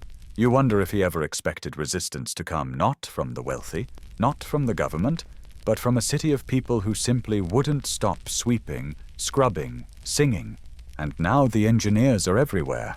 Their boots leave cleaner prints than anyone else's. They speak in measurements, diagrams, futures. They wear hats too wide for these streets. But they're digging, under your feet, deep and long and slow. You watch them pass. Their hands are soft, but their maps are not. The word sewer used to be said like a curse. Now it sounds like salvation. And yet, no one thanks the stink. No one thanks Harold. You do. Quietly, not out loud. That would be odd. But in your mind, as you pass a pile of bricks, you murmur, "Thank you for being awful enough to make us change." And Harold, your Harold, says nothing. But you imagine he nods. Some evenings, you tell stories. To yourself. To your mother. To no one in particular. You tell the story of the year the river turned solid. You describe it with big gestures and nonsense words. "Ah yes, the Thames soup summer," you say. When the air grew teeth and the cats learned to swim backward, your mother rolls her eyes, but she listens. Because even nonsense is better than silence. And now at last the city smells survivable. Still not pleasant, let's not be ridiculous, but survivable. You catch a breeze that carries only coal smoke, and you feel nostalgic. You never thought you'd miss plain old soot, but here you are, romanticizing ash. You visit the river again, and it surprises you. There are fish, small, twitchy, possibly confused, but definitely alive. You stare. They dart just below the surface, where last month nothing could float without dissolving. You smile. The Thames, it seems, is forgiving, and that makes you hopeful. Because if a river can forgive this city, maybe you can too. Maybe you can forgive the coughing and the cold, the hunger and the slum, the rain through the ceiling, the scream in the night, the silence after. Maybe you pass the market. The fishmonger is whistling again. The butcher's apron is only lightly stained. And a boy sells lemonade made with water no one questions. You stop. You buy a glass. It's warm, too sweet, slightly metallic. But you drink it, because you can. And then you walk home. One last time before this story ends. The bricks are the same. The windows still rattle. The sky still smirks. But something has shifted. Not in the buildings, not in the river, in you. You've lived through Harold. You've named him, cursed him, survived him. You've earned your breath. That night, you lie on your cot. The sheet is clean, or cleaner. Your mother has fallen asleep with a book on her chest. One borrowed, not stolen. Outside, someone is sweeping. The sound is soft, comforting. You close your eyes, and for the first time in weeks, maybe months, you sleep. Not because you're exhausted, not because you've stopped caring, but because the air is quiet, And the air is kind. And somewhere, beneath your city, deep in the tunnels built with sweat and diagrams, the stink is flowing away, slowly, steadily, without applause. And above it you rest, cleanish, whole, and free. You don't smell sewage anymore. You smell lavender, and polish, and something faintly metallic that might be coin, or perhaps powdered silver. The floors are too clean to creak, the curtains too heavy to sway. And the silence? It's not like the silence of Whitechapel, nervous, waiting to be broken. This silence is curated, arranged like flowers in a vase, purposeful, decorated. You are in a lady's parlor, and everything here whispers the same thing. Please do not touch. You sit on a velvet settee, legs tucked beneath layers of borrowed fabric. The corset pinches slightly, the collar itches. The shoes are too small, but you're not meant to walk in them anyway. This isn't a space for movement. This is a room for arrangement. You fold your hands, not too stiffly.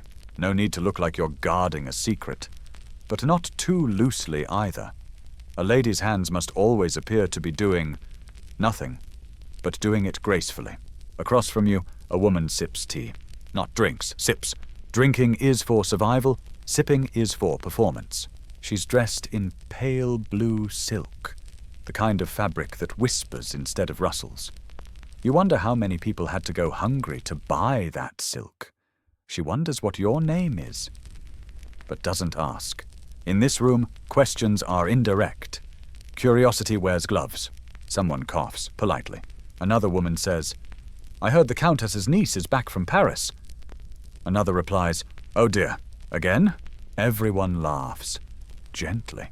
Like breaking a teacup would be less shameful than laughing too loudly. You lift your cup. It's porcelain, hand-painted. A tiny scene of sheep and hills and a sky too blue to exist in England. The tea is warm, but not hot. It tastes like flowers and mild expectations. You nod, quietly, and pretend to understand the joke about the Countess's niece. In truth, you don't care about Paris. You're still trying to figure out where to rest your feet without wrinkling the carpet. Someone offers you a biscuit. It is not a biscuit. It is a gesture, a polite, brittle disc that shatters the moment you bite it and leaves behind the faint impression of butter and tension. You thank her. She smiles, but only with her mouth. The parlor smells faintly of rose water and beeswax. Not enough to overpower, just enough to suggest that nothing here ever decays. Even the dust is intimidated. You glance at the bookshelf.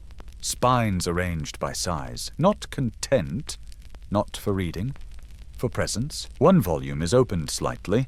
It's Ladies' Etiquette for Every Occasion. You wonder how many occasions that covers.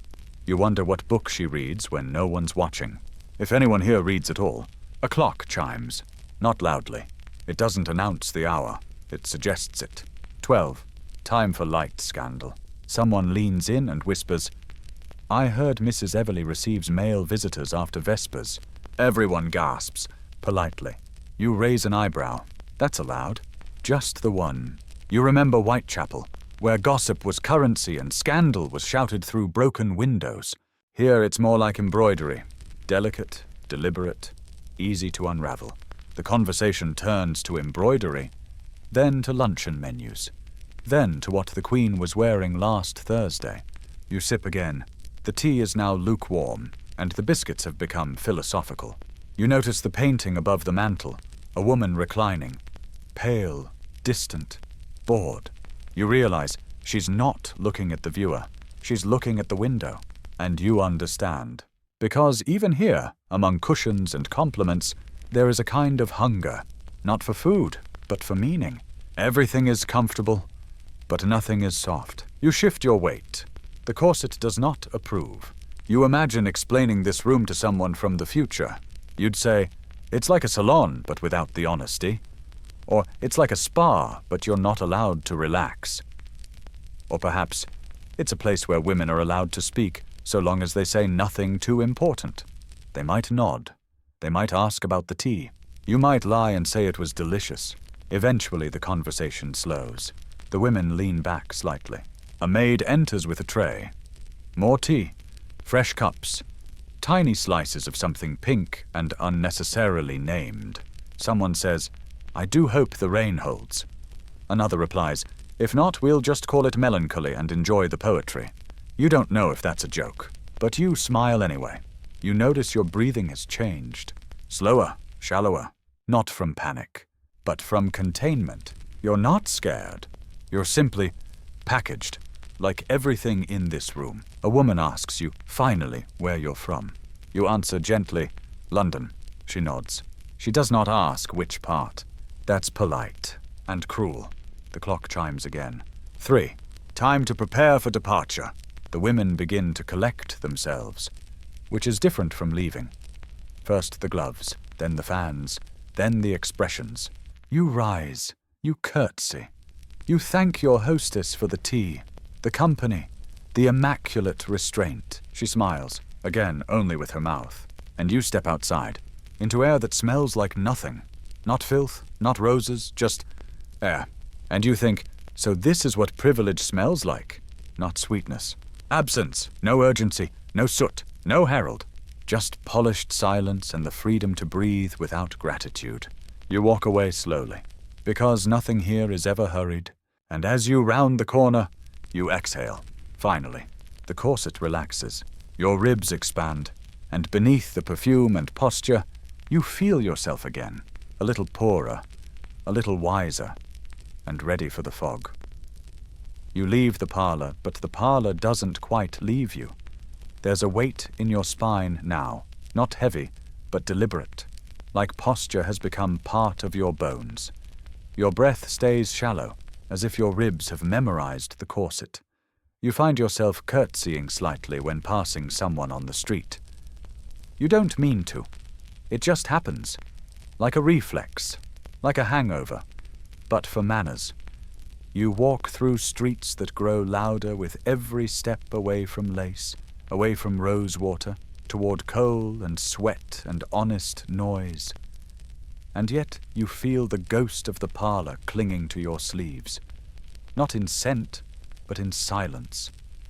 That parlor didn't just quiet the air, it quieted you. Not with threat, not with fear, but with comfort so precise it turned into control. You think about the woman in the blue silk dress, about her smile that never quite reached her eyes, about her tea and her perfect laugh, and the moment she looked out the window not because something moved, but because something didn't. You wonder what she would do in your part of town, whether she'd survive the noise, whether the seams of her life would hold when splashed with real mud. And then you wonder something crueler, something less polite. Would she last a week without a maid to lace her spine into stillness? You imagine her encountering Harold, not the man, the smell, the river, the rot. Would she faint?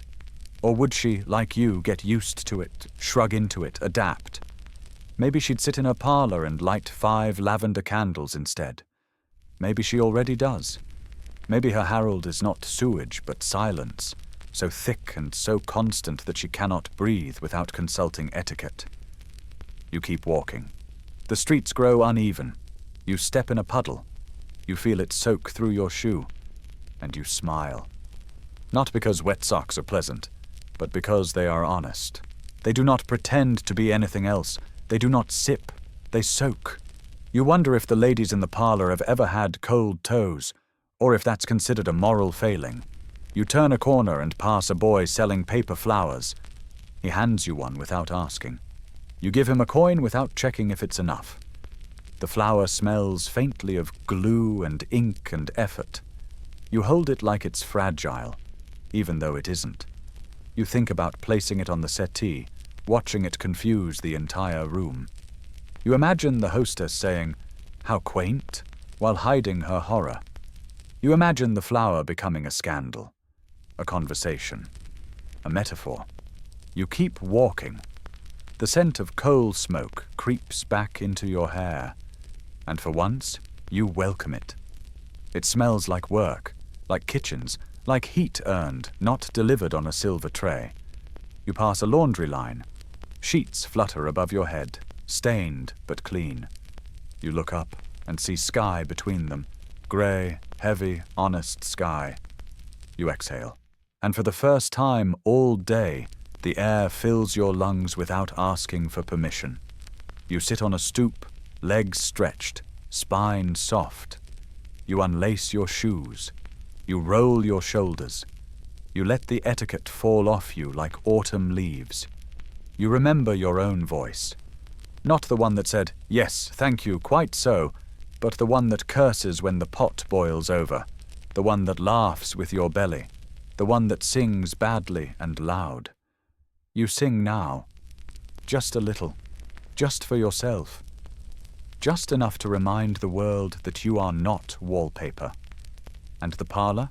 It still exists, it still waits, behind curtains and behind glass.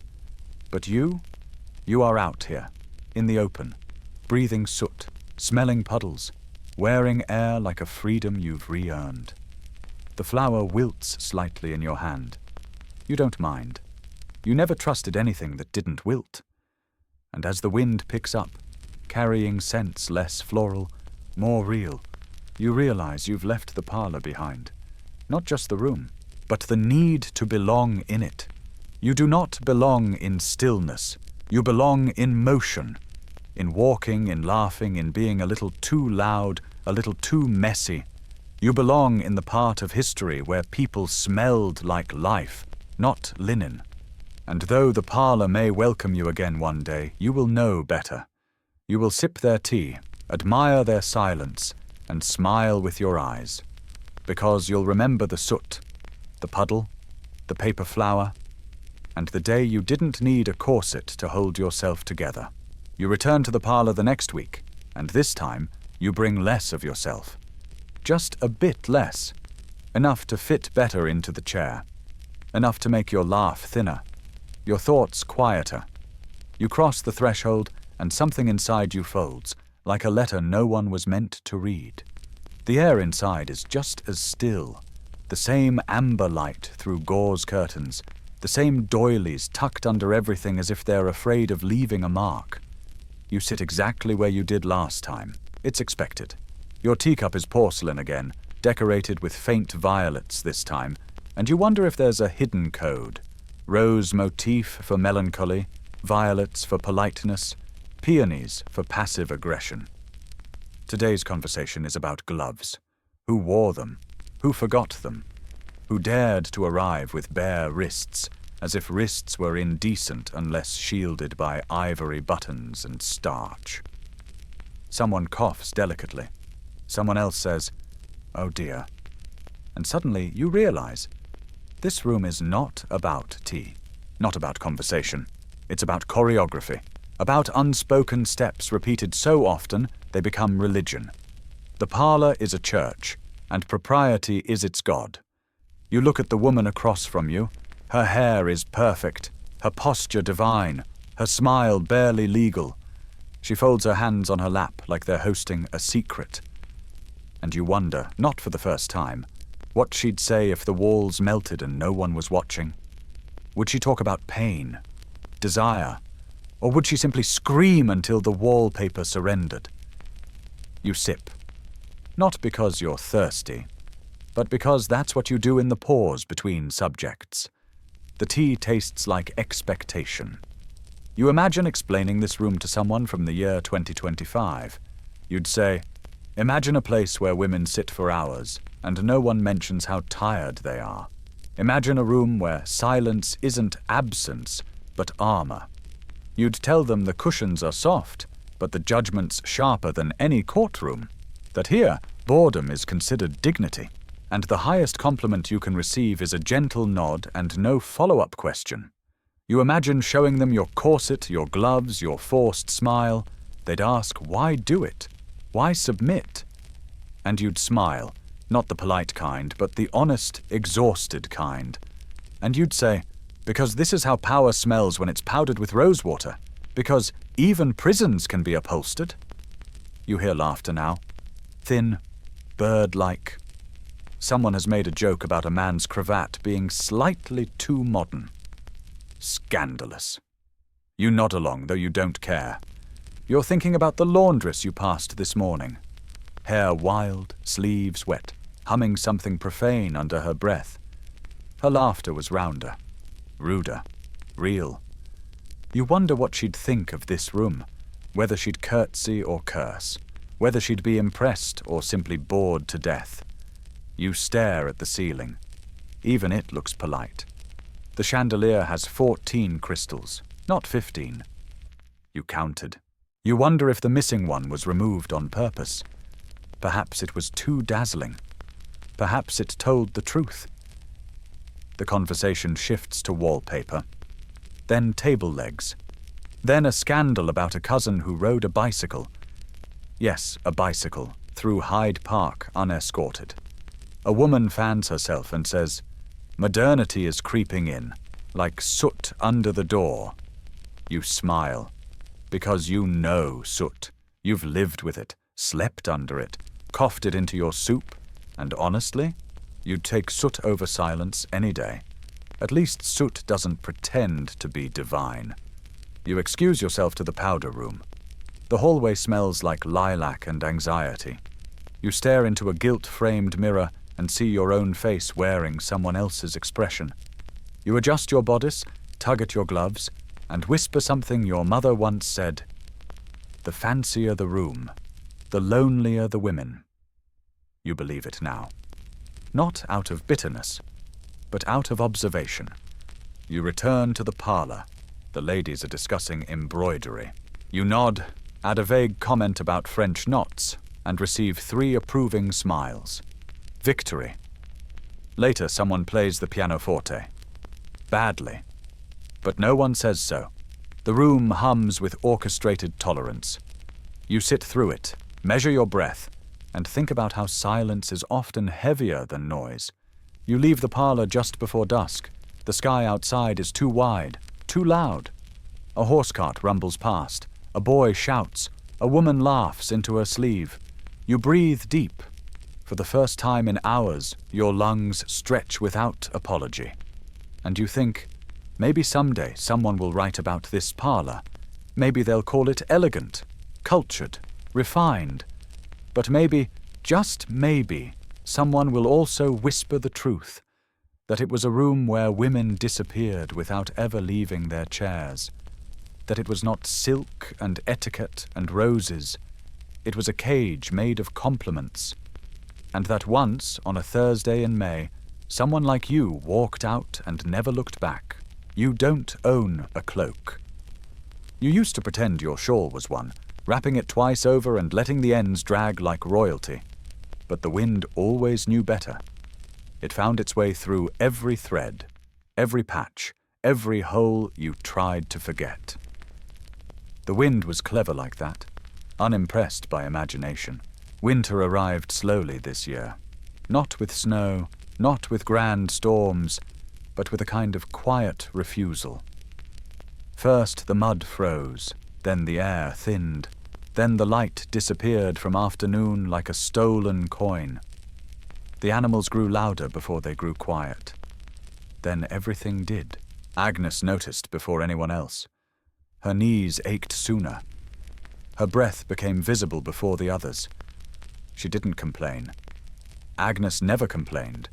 She simply added more socks, or newspaper, or prayers. You live in a village with more frost than roofs, a place where boots are handed down until they walk themselves, where coats are less about fashion and more about inheritance.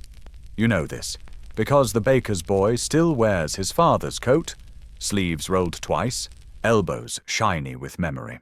Agnes was always thin, not the delicate kind of thin that Victorian poems admired, but the real kind. The sort that means you get cold faster, that your teeth chatter louder, that your fingers take longer to turn pink again, if they do at all. So when she didn't come to market that week, no one said anything, because no one could. Their mouths were too busy biting bread, biting lips, biting down guilt. You visited her cottage, just once, just to check. Her door creaked like a warning.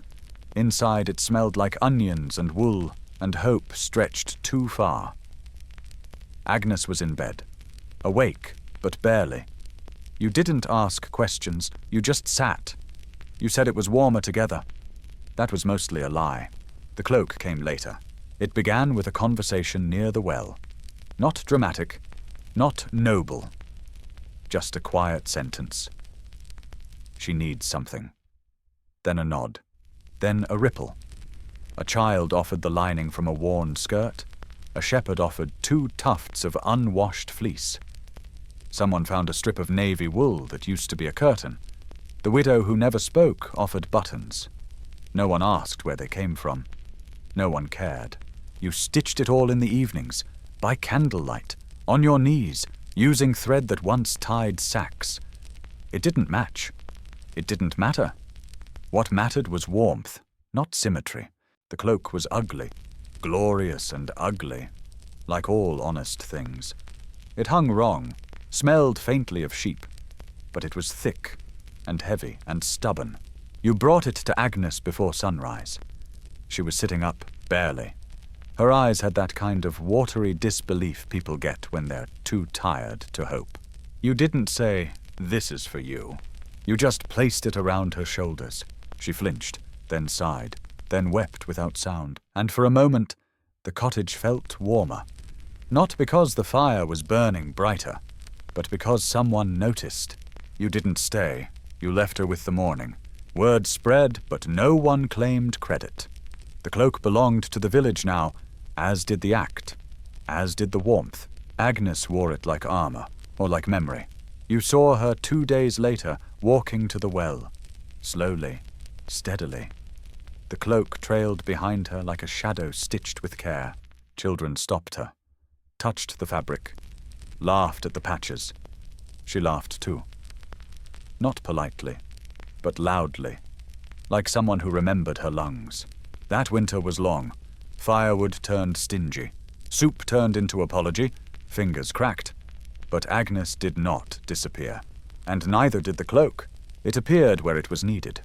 1 week on a girl with chilblains, another on a boy who lost his coat to a flooded shed. It stretched. It adapted. It gathered stories in its seams. By February, it had a name. No one remembers who started it. Someone called it the warming cloak. Others called it the patchwork blessing. You called it enough. It wasn't magic. It didn't end the hunger, didn't fix the roofs, but it wrapped around bones and gave them time. Time to endure, time to remember spring. Sometimes, on cold nights, you imagine the cloak still exists. Somewhere, folded in a trunk, or passed to a stranger, or waiting in a thrift shop in East Yorkshire under fluorescent lights, mistaken for garbage by some and treasure by others. You wonder what Agnes would think of it now, whether she'd smile at its frayed edges, whether she'd say, "It was never about the wool," because it wasn't. It was about the gesture, the gathering, the decision that no one here should freeze alone. And in that way, the cloak was never truly about Agnes. It was about all of you. The cloak stayed with Agnes until the thaw. Not because she needed it more than anyone else, but because no one dared take it from her shoulders. There was a way she wore it, not possessively but protectively, as if she knew it carried more than warmth, as if it held something stitched deeper than fabric, the quiet evidence that she mattered, that someone had seen her before the ice did. She began to change, subtly. Her voice, once soft from years of silence, began to carry again. Not loud, never that, but enough to ripple across a quiet room and draw responses. She returned to the church, sitting in the back pew with her hands tucked under the patched wool, nodding gently during hymns she barely sang, but never missed. Children followed her more often.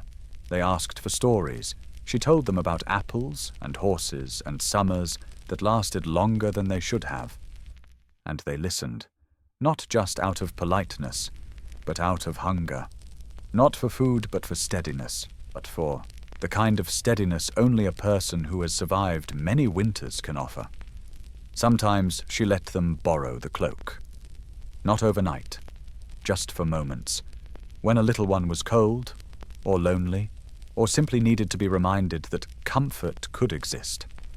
They wore it like armor, too, sleeves too long, smell too old, but eyes shining as if they'd inherited the moon. And when they handed it back, they always did so carefully, like giving back a promise. The village never spoke of the cloak directly. There were no toasts to it, no dedications, no plaques, but it was always there, in stories, in glances, in how people began to check on each other more often without saying why. It changed the rhythm of things. Just slightly. A knock before the frostbite. A loaf of bread left before the hunger asked for it. A look exchanged before someone collapsed beneath the weight of being invisible. And Agnes, she remained its guardian. Not its owner, never that, but the one who understood what it meant to hold warmth when others had none. You saw her one night near the bakery, helping the widow Mara carry kindling. The sky was dark and the air sharp, and the cloak trailed behind her like a long, tired sigh. She smiled when she saw you, not just with her mouth, but with her whole posture. She didn't say thank you. She didn't need to. The cloak had already said it 100 ways in 100 quiet gestures. And when she passed, you felt warmer, not from the wind, from the memory. Years later, when Agnes was gone, the cloak didn't vanish. It passed like water poured carefully into new cups. You saw it on a boy once, coughing at the church steps, on a grandmother holding a newborn who shouldn't have survived the month, on a girl who had lost her mother and wouldn't speak for weeks, until someone wrapped her in that weight and whispered, "You're still here." And sometimes, on the coldest days, no one knew where the cloak was. It simply showed up where it was needed, as if it had learned the village by heart. Some began to believe it was lucky. Others said it carried prayers. A few, mostly the older ones, believed it could remember, that it held stories in its seams, that each stitch hummed faintly at night if you pressed your ear close enough. You never tested that. You didn't need to. You knew its warmth wasn't magic. It was effort, thread, and the kind of attention that doesn't look for reward. Once a traveling preacher came through, preaching about sin and fire and judgment. He spoke for hours about charity, about how to give, how to bless, how to serve. And when he was finished, a child raised her hand and said, "Is it like the cloak?" He looked confused. She explained, quietly, and when she was done, the preacher didn't respond. Not at first, then he said, "Yes, like the cloak." And the congregation nodded, as if something sacred had been confirmed. You still think about it sometimes, when the cold sets in. When the skies turn grey and the mornings lose their colour, you think about that bundle of mismatched wool, how it never fixed the world, never ended the cold, but how it softened it, one shoulder at a time. And you wonder if, in the end, the cloak will outlive all of you. Not as fabric, but as idea. A thing that says, "We noticed. You were cold. You mattered. Here, let us wrap the world around you and let you breathe a little longer, just enough to make it through the night." No one remembers exactly how the Feast of Misrule began. Perhaps it was a joke that got out of hand. Perhaps it was a rebellion disguised as a game. Or perhaps, like most things in the village, it began simply because someone was cold and someone else was watching, and they both needed something more than soup. But every year, just after the shortest day and before the debt collectors thawed, the rules fell away. Just for one day. Just long enough to feel the taste of something different on your tongue. You wake to the sound of bells. Not church bells, not real bells. Tin pots, wooden spoons, spoons banging against doors and fences and walls declaring, "Today, nothing is quite as it seems." And for once, that is a good thing. You are not yourself today. No one is. You are crowned the Fool King before breakfast. Your crown is made of turnip leaves and copper buttons. Your scepter is a chicken bone. And your throne is the good chair borrowed from the blacksmith's mother. She'll get it back tomorrow, maybe. You are allowed to command anyone, which means for one glorious hour you tell the baker to sit down. And he does. He looks confused, then relieved, then happy. The village priest is required to dance. He does so slowly, stiffly, like his knees don't believe in joy but are willing to give it a try. The mayor's wife pours tea for the chimney sweep. She asks him about the weather up there. He laughs so hard he chokes on the biscuit. And for once, no one pretends they're not cold, or tired, or human. Because today, the pretending flows in a different direction. You watch the cobbler serve pies, you watch the butcher sing, you watch the rich widow from the hill wear rags and smile about it. She says it reminds her of simpler times. No one corrects her. She doesn't mean harm.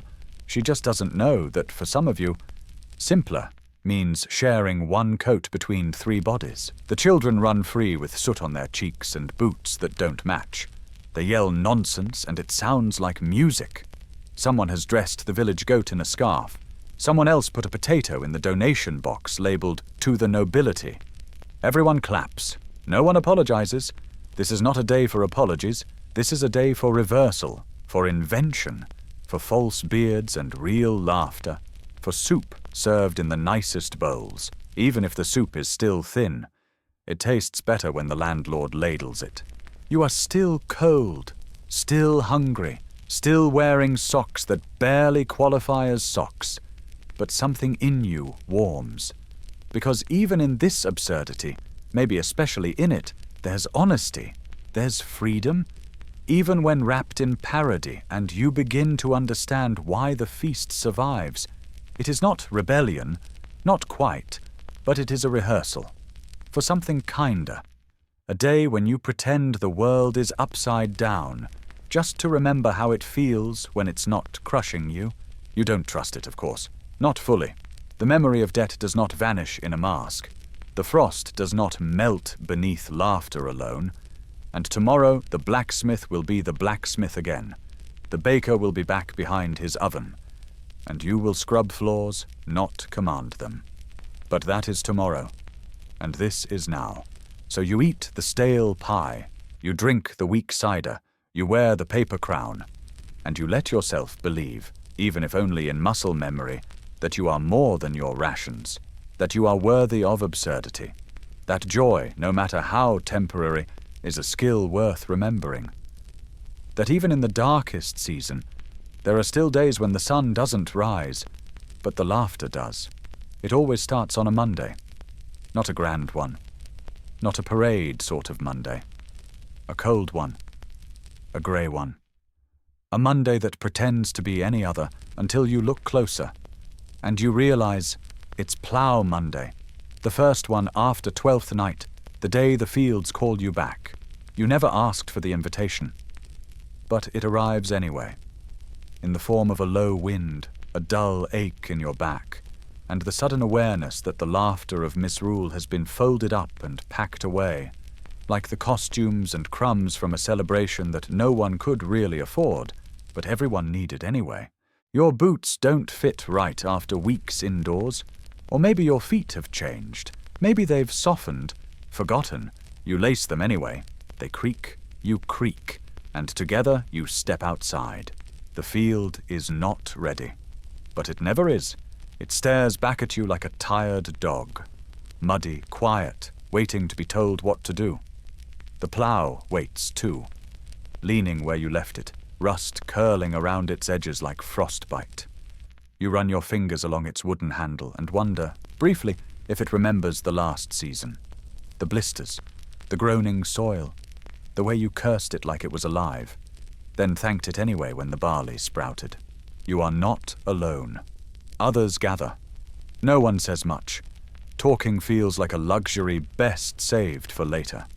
Now is for breath, for brace, for the first drag of metal through frozen crust. You lean, you push, you grunt, and the plough shudders forward. There is nothing elegant about this work. It is all resistance. The earth doesn't want to open yet. It clenches like a jaw, and you pry it loose, inch by inch. You hear someone nearby spit and whisper, "Bloody stubborn." No one knows if they mean the soil or themselves. You stop for a moment, just to look around. The sky is a smudge. Your breath makes clouds. The others are silhouettes in steam. Somewhere, someone sings. Off-key, slow but steady.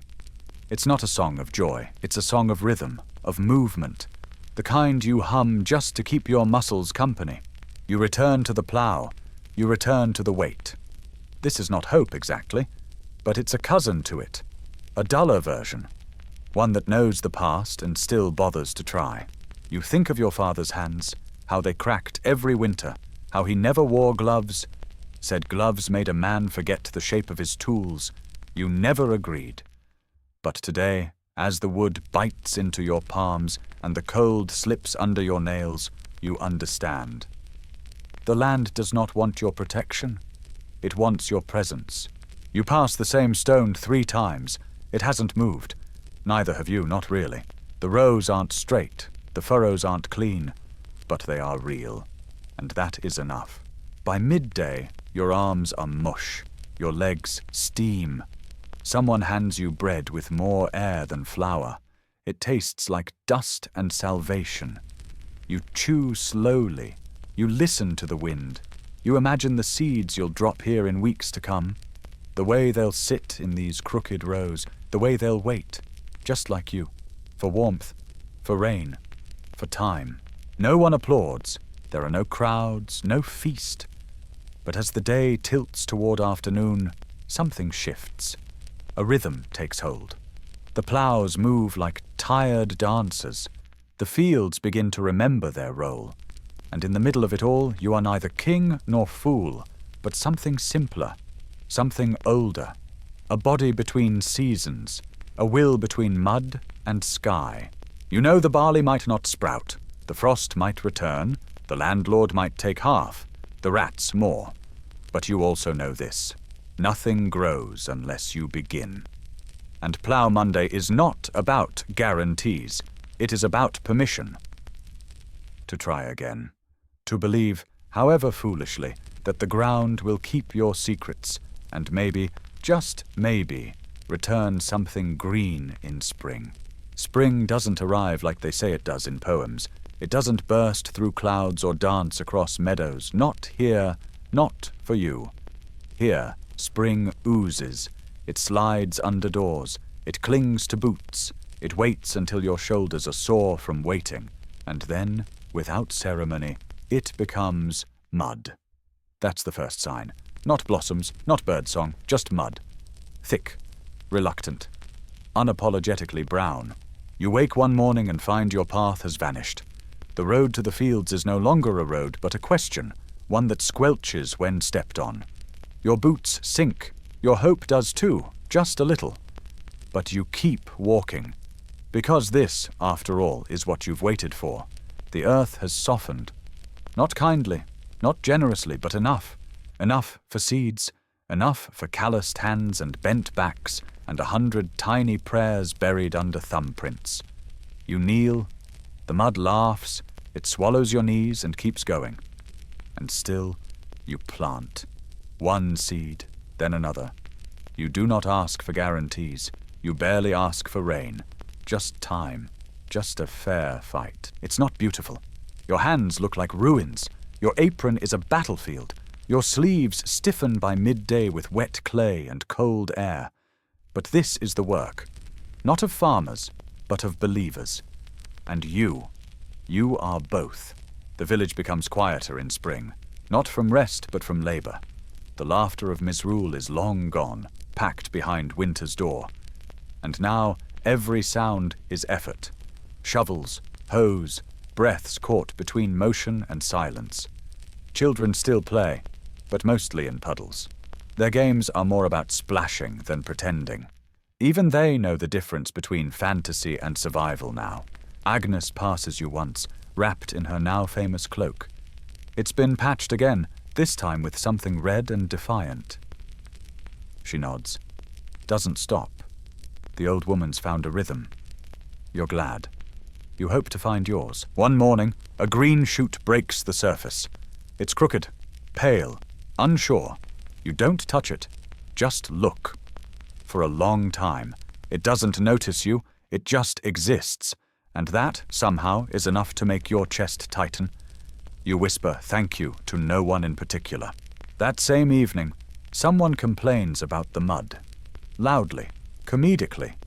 They name each puddle in the lane like it's royalty. King Slop, Duchess of Drip, Lord Never Dry. You laugh harder than you should. It feels good. A real laugh. One not rationed. You hope no one noticed. You hope everyone did. You return home soaked again. You peel off layers like grief. Your toes are prunes. Your fingers sting. And still, your mind goes back to that little green thing poking from the earth. Not even a leaf yet. Just a suggestion. And somehow, that's enough. You sit by the fire, such as it is. A few embers, a dry stick pretending to be generous. You think of the modern world, where people complain about rain delays and potholes and poor Wi-Fi, and you feel both envy and pity, because they have everything, and still they don't know this, that sometimes joy is a muddy boot on your doorstep, a seed that said yes quietly, after all your pleases.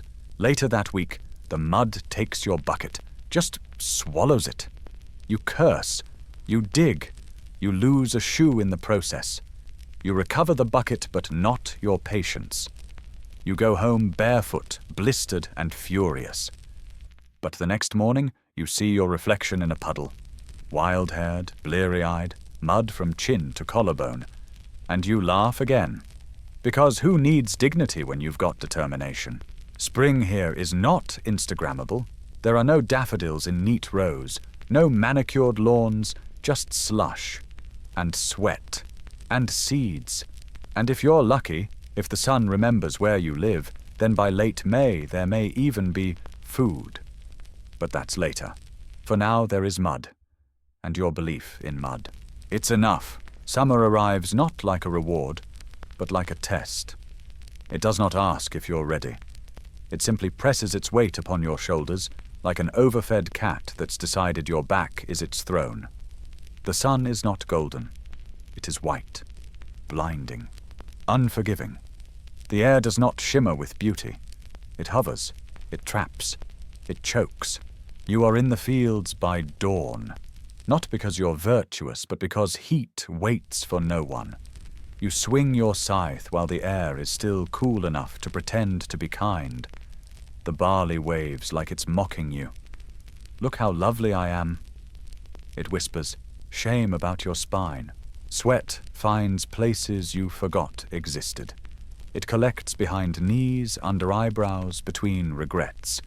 Your shirt becomes a second skin, then a third, then a soggy testament to persistence. You stop drinking water because the break would kill your rhythm. Then you drink anyway, and it tastes like dirt and warm tin. You thank it like it's wine. A boy faints before noon. No one panics. He's young. He'll wake. Probably. You fan him with your hat, then toss him in the shade of a hedgerow and whisper something comforting. Like, you're fine, or I once did the same, or Napoleon did worse to his troops and they still got statues. You say that because someone once told you about Napoleon, how he marched men across deserts without shade or shoes or reason. And while your fields are not Egypt, the way your body aches, you might as well be a conscript in one of his forgotten campaigns. Later, you think of another name. Joseph Arch. You've never met him, of course, but someone read about him once in the paper. A farm laborer like you. Only he stood up. Formed a union. Wrote things down. Demanded more than just another crust of bread. You think about Joseph Arch when your hands blister. You wonder if he ever cried into his own calluses. But there are no speeches here. No revolts, just rhythm, scythe, pull, bind, lift, repeat. The sun climbs, so does the dust. Your skin darkens not from leisure, but from exposure. Not from vacations, but from survival. A woman collapses beside you. She stands back up, says she tripped. No one believes her. No one questions her. This is the deal you all made with summer. You give it your energy, your moisture, your sleep, and in return, you get, maybe, grain. At the edge of the field, someone sings an old hymn about St. Thomas More, about how he kept his head and his principles until they took one from him. The irony is not lost on you. You've kept your head, and still it spins. By mid-afternoon, the village is a steam kettle. Children hide in shadows. Chickens stop laying out of spite. Even the dog lies belly up, questioning the point of everything. The rich, of course, are gone. They've retreated to their summer homes, or the seaside, or into novels where people sip lemonade and faint decorously. You faint too, but it's less poetry and more physics. You hear whispers about Queen Victoria and her summer retreats in Balmoral. You imagine her stepping onto a carriage while you step into a cowpat. You imagine her lace gloves. You look at your hands, blackened by soil and sun, and wonder what silk even feels like. Does it whisper? Does it cool? Does it, just for a moment, make you forget you're mortal? Someone offers you a plum. It is warm, slightly bruised. It tastes like heaven. The sun finally dips. Not in apology, simply because it must. You drag your tools home. Your spine curves like a question mark. Your hair is straw. Your face is geography. You pass the manor house. Its windows glow. Somewhere inside, a lady laughs. You do not hate her. But you do wish, for just a moment, that she had to bind barley in a corset. You arrive home, collapse into a chair. You no longer sweat. There is nothing left. Your skin hums. Your bones tick. Your heartbeat sounds like work. You eat bread. You drink water. You sleep, not because you want to, but because you can't not. And before you drift off, you think of the seeds now stored in sacks, waiting for threshing. You think of Joseph Arch, of Napoleon, of Victoria, and you think, they may have shaped nations, but today you shaped dinner. And maybe that's enough. The thing no one tells you about summer is that it's not for resting. It's not for feasts or flowers or watching sunsets. Summer, for you, is for saving winter from killing you. And the saving doesn't look like coins in a box or logs in a shed. It looks like meat hung in rafters, herbs drying in bunches, smoke curling from low chimneys even on the hottest afternoons. You know the smell of burning oak. You know what fish looks like after 4 hours over fire. You know what pork feels like when it's packed in salt and forgotten. And you pray it works, because if it doesn't, if the rot creeps in or the brine isn't strong enough, you won't know until November.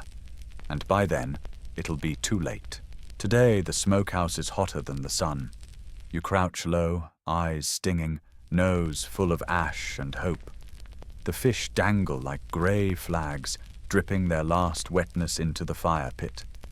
It smells like something ancient. Not unpleasant, but old.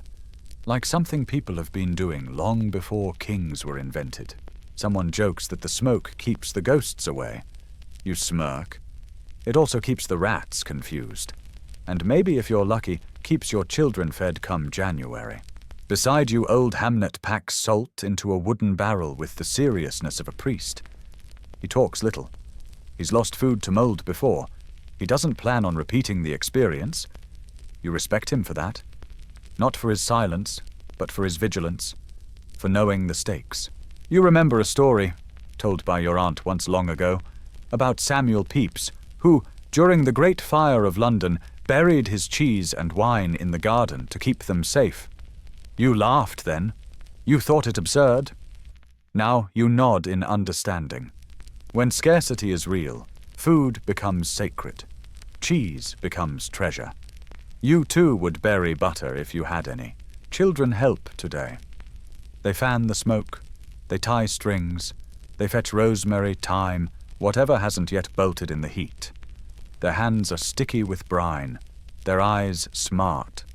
But they don't complain, because they know what this is.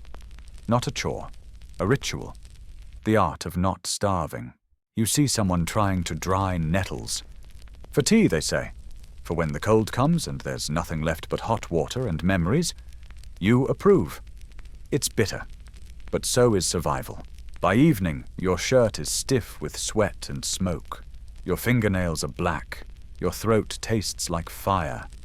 And still you feel a strange pride, not in the food, but in the attempt, in the choice to fight the cold now, with herbs and hands and hung meat. The manor house has its own methods: ice cellars, servants, glass jars sealed with beeswax and smugness. You once heard Lady Eleanor say that she simply adores smoked trout, especially when it's served with cream and lemon. You don't know what cream tastes like in summer. You suspect she doesn't know what trout tastes like in desperation. You pass by their kitchens sometimes, just to smell, just to imagine. But you don't linger. Your place is not there. Your place is with the hanging fish, the salted beans, the hunks of bread turned to stone for storage. Your place is among the people who turn scarcity into strategy. Sometimes at night you dream of a world without mold, without flies, without mice that chew through everything but poison. But then you wake and remember you're not preserving food.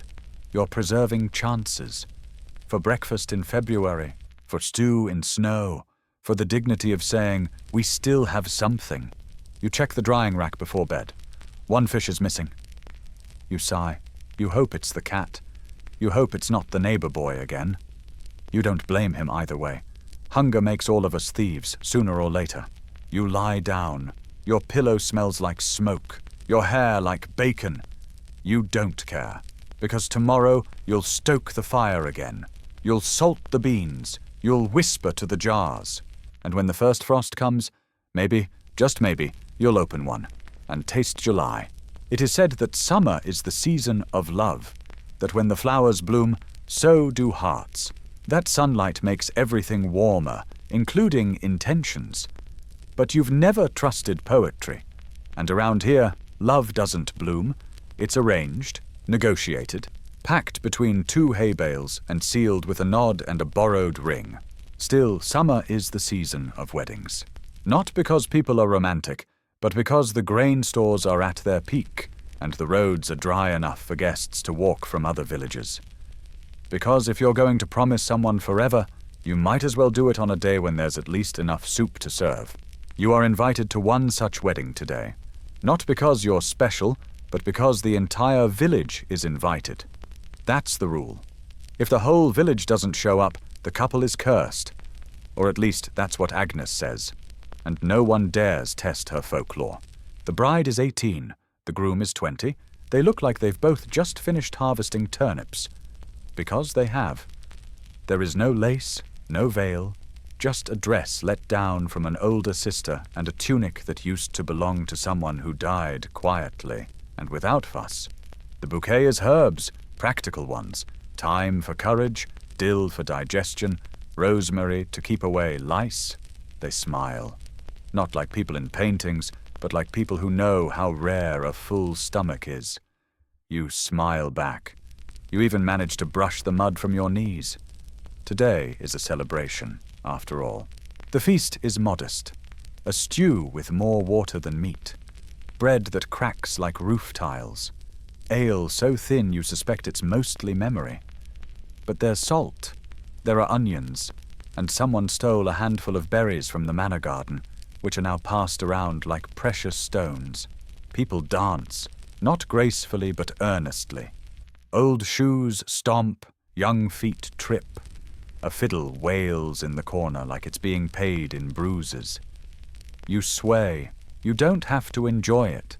You just have to move enough to forget that your back still hurts from yesterday's labor.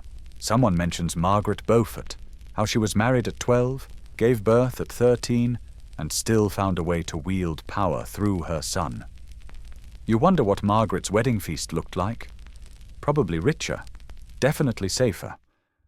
But you suspect she, too, knew the feeling of pretending joy while counting rations. You sit next to Hamnet. He's carved the initials of the couple into a piece of firewood. A gift, he says. Something to burn together when things get cold. It's the most romantic thing you've heard in months. The sun sets slowly. As if reluctant to leave the dance, people begin to sing. Not love songs, work songs, slightly off-key, sung with mouths full and eyes half closed. The bride yawns, the groom scratches his neck, the priest snores under a tree. And yet, in the middle of this mess of hungry bellies, torn hems, and second-hand vows, something honest lingers. These two know what they're walking into. It's not just a marriage, it's a merger. Of goats, of debts, of seasonal chores. They don't promise love, they promise endurance. You help clear the dishes. You pocket a crust for tomorrow. You pat the goat on its head and thank it for staying out of the stew. You walk home under stars that look too pretty for a world like this. Later, lying on your straw bed, you imagine a wedding in a different century. A cathedral, silk, candles. You picture Anne of Cleves, married off to Henry VIII, only to be discarded within months, but smart enough to leave with her head, her lands, and a generous pension. You almost envy her. Almost. Then you roll over, and you remember the bride's smile. Not radiant, not poetic, just real. A smile that knew hunger, but chose laughter anyway. And you think, if that's not love, you're not sure what is. Autumn begins not with color, but with sound. Specifically with gnawing. A faint, repetitive scratch just beyond your hearing, like something remembering how to chew.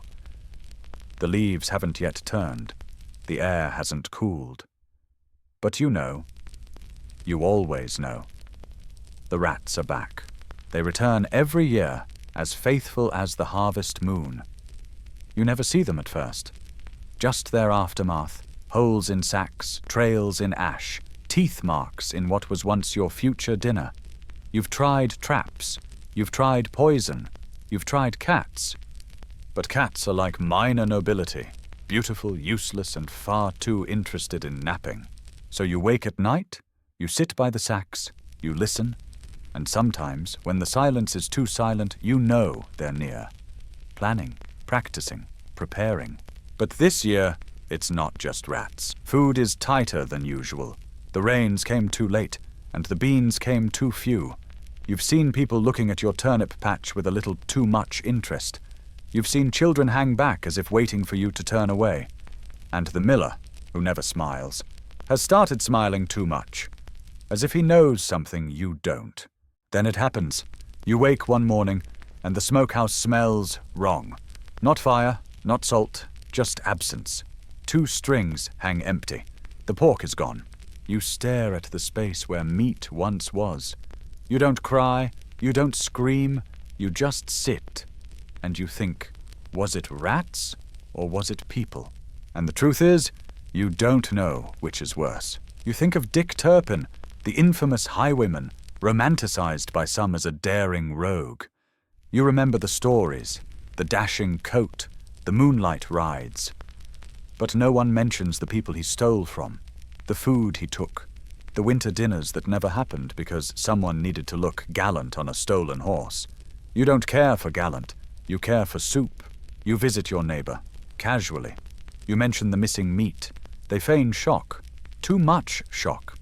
You look at their dog, fat, their son, licking something greasy from his thumb. You say nothing, you smile. But inside, your thoughts are sharp, sharper than any rat's tooth. You begin to sleep with your knife, not because you'll use it, but because it feels like doing something, like drawing a line between you and them, between the ones who stored and the ones who snatch. Then one evening, you see her, a girl, maybe 10, creeping near your root cellar, her dress too thin for the season, her feet bare.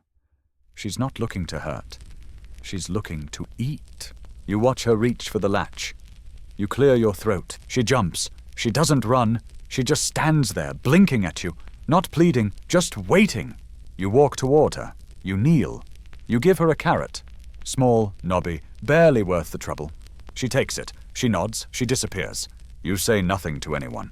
But later that night, you check the lock on the cellar twice. Because compassion doesn't keep out thieves, And hunger doesn't care about guilt. Agnes tells you about the year of the big fire, long before your time, when a man stole from his own mother's larder. When they caught him, he claimed it was God's test, and the judge agreed. He was let go. The food was not returned. Agnes says she never forgot that, even if her memory forgets everything else.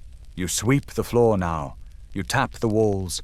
You make little signs in chalk, not for magic, but for notice. So you remember what was where. So when it's gone, you'll know. In town, you hear of another theft. A widow, her potatoes, gone in one night. No door broken, just gone. People whisper. Someone says it must have been John Fielding's men, the old Bow Street runners still lurking somewhere. You don't believe it. That kind of law doesn't come here. Only the law of stomachs. One morning, you wake to find a loaf of bread on your doorstep, wrapped in cloth, still warm. No note, no explanation. You don't know if it's a thank you or a warning. You eat it anyway. And for the first time in weeks, you sleep like someone who isn't listening for tiny feet in the walls. It begins with subtraction, not hunger. That came long ago. No, this is different. This is the season of quiet vanishing. The bread grows thinner. The soup stretches further. The cheese is mostly rind. And the ale? Well, it was ale once. Now it's more of an idea. A whisper of hops in a puddle of sadness. You wake to find that the dried beans you counted twice last week are now only half that amount. You check again. You count slower, as if the numbers will change out of pity. They don't. You soak old crusts in warm water and call it stew. You sprinkle ashes near the larder to confuse the mice. You pour last month's beer through cloth to remove the floaters. And when you sip it, you close your eyes and pretend it's something brewed in a Bavarian monastery. Not your own forgotten keg. Someone jokes that what you're drinking is older than Charlemagne, and you don't correct them. It tastes that way. Agnes says she once made soup from a single onion skin, 3 peppercorns, and a prayer. You believe her. You also believe the soup was probably better than the one you made yesterday, which involved boiling nettles and crying into the pot. The children ask if there will be a feast for the harvest moon. You smile. You say, "We'll see." What you mean is, if the wind doesn't blow the thatch off, and the last turnips don't rot, and the miller doesn't raise his prices again, maybe you'll serve something more substantial than flavored water. Still, you save scraps. You dry peels. You bury the last of the garlic like treasure.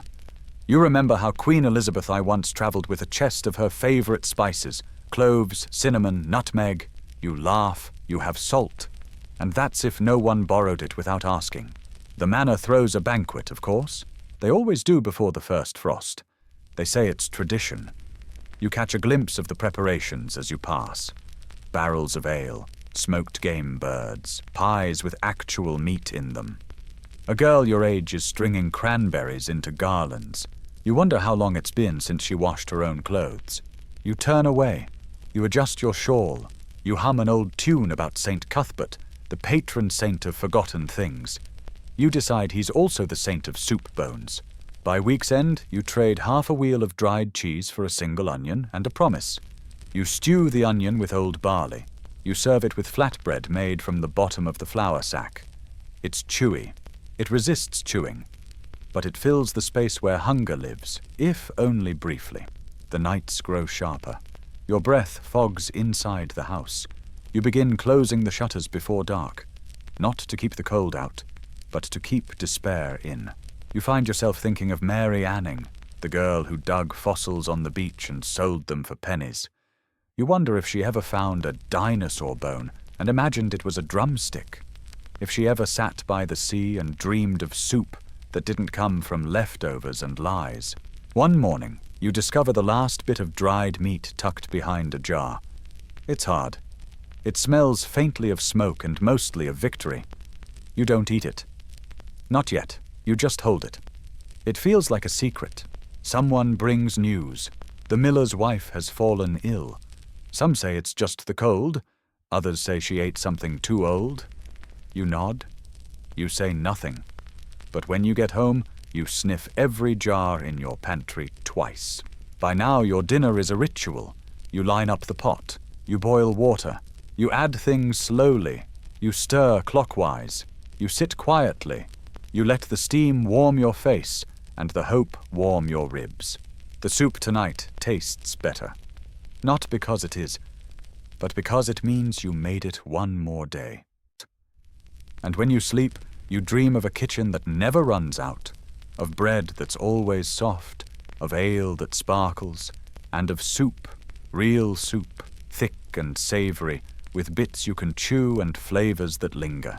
And when you wake up, you smile, because dreaming, like soup, can be made from almost nothing and still taste like everything. Winter doesn't announce itself, it doesn't knock, it seeps. First into the floor, then your socks, then your bones. By the time you notice, it's already inside, sitting at your table, sleeping in your bed.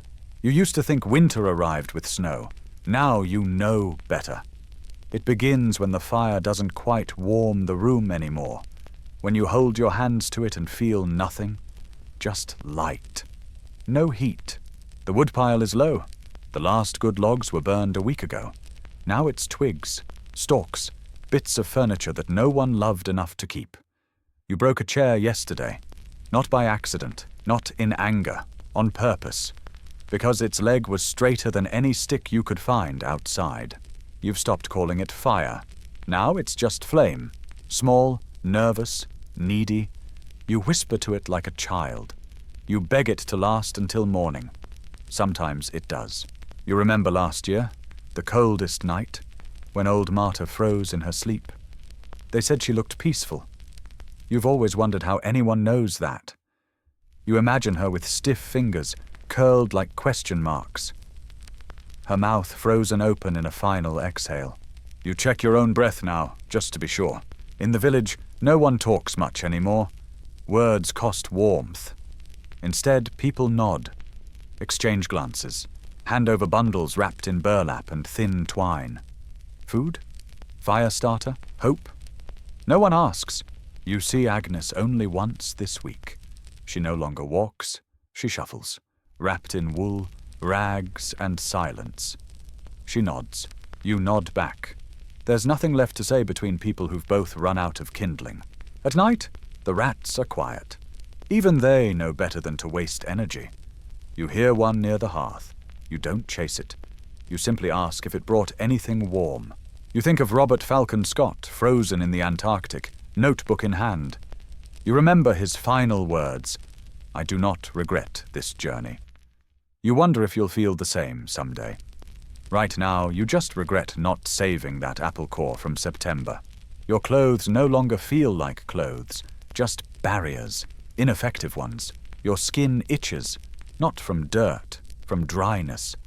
The kind that cracks, the kind that feels like someone's quietly replacing you with paper. And still, you keep a routine. You light the fire. You stir the pot. You count the matches. You wrap the child's feet twice instead of once. You do these things not because they help, but because they remind you that you're not entirely ash. The manor house is quiet, too. Its windows glow faintly at night. You imagine them sitting around a fireplace the size of your roof, reading, laughing, dipping biscuits in warm cream. You don't hate them. You don't envy them. You just wish they could lend you 5 minutes of heat. One night the flame doesn't catch. You try again and again. You whisper to it. You plead. The kindling smokes. It dies. You sit back. In the silence, you hear your own stomach echo. And then a knock. You open the door, slowly, carefully, and there stands Hamnet, holding half a log. It's not much, but it's oak and dry. You don't speak, you just take it. You nod. He nods. He turns. The snow covers his footprints before you can shut the door. That night, the fire burns longer. You fall asleep facing it. You dream of August, and in the morning, you wake to warmth on your face. Not much, just a whisper, but enough. The fire didn't die, not yet, and neither did you. It doesn't happen all at once. Spring never does. It arrives in crumbs, in hints, in moments you almost don't notice. A drip from the roof. Not snow melt, but water. Clear, clean, warmish. The chickens start clucking earlier. One lays an egg. Just one. You stare at it like a miracle. You don't cook it, not yet. You just hold it. It's heavy, real, fragile. You walk outside without 3 layers, just 2. The sun doesn't warm your skin, but it thinks about it, and that's enough. In the fields, something stirs. Not crops, not yet, just mud. Rich, deep mud. You step in it. Your foot sinks. It smells like rot and promise. The fire still burns, but now it feels optional. Like a friend visiting instead of a nurse holding your life together. You let it go out, once, just to see. You survive. You hear a bird! A real bird, singing, not screaming. The neighbor's boy runs by with a stick, pretending it's a sword. You haven't seen anyone run in months. You smile. Not wide, just enough. Then comes the first green. Not a crop, just a weed, a little leaf on the edge of the dung pile. It shouldn't matter, but you kneel next to it. You touch it like it's the hand of a saint. And in a way it is. Agnes gives you a bundle of dried seeds. She calls them hope. You call them maybe food. Either way, you thank her. You plant them. Not all, just a few. You save the rest. Because hope, like seed, is best kept in parts. Someone tells a story about Joan of Arc, about fire, courage, and being heard. But you're more interested in what she must have eaten, if anything. You decide she probably liked leeks. You like leeks now. Anything green feels like victory. The miller smiles again. This time, genuinely. He says prices will drop soon. You nod. You know better. But it's nice to hear. And then, one morning, you wake up sweating. Not from illness, not from fear, but from heat. The window glows. The sky is not grey. It's a color you'd forgotten. Blue, yes, but soft. Like wool that's never been worn. You open the door. There, in the corner of the garden, under frost-damaged straw and months of neglect. A sprout. Small, defiant, green as a song. You sit beside it. You breathe. You remember every cold night. Every thin soup. Every empty sack. And you smile. Because you made it. Now let the fire fade. Let the smoke curl gently toward a ceiling that no longer leaks. Let the air soften. Let the cold forget your name. You've made it through the hard months, the biting winds, the rattling doors, the silence between footfalls. You endured not just winter, but yourself. The long quiet, the hungry nights, the frost inside your bones. And now you sit by the soft light of morning. The kind of light that doesn't demand anything. Just arrives, warms the wall, kisses your skin, lingers. You don't need a feast. Not yet. You don't need answers. You don't even need spring in full bloom. Just this one sprout. This one morning. This one breath that doesn't fog the air. Let the tools rest in the shed. Let the water boil slow. Let the soup wait. Because for now, you have nothing urgent to survive. And in a world that once measured time by hunger, this is abundance. So close your eyes. Let your muscles remember rest. Let your spine soften. Let the room grow quiet, not empty, just at peace. You are warm. You are fed. You are here. And the world just outside your door is thawing, slowly, gently, exactly the way you need it to. Good night.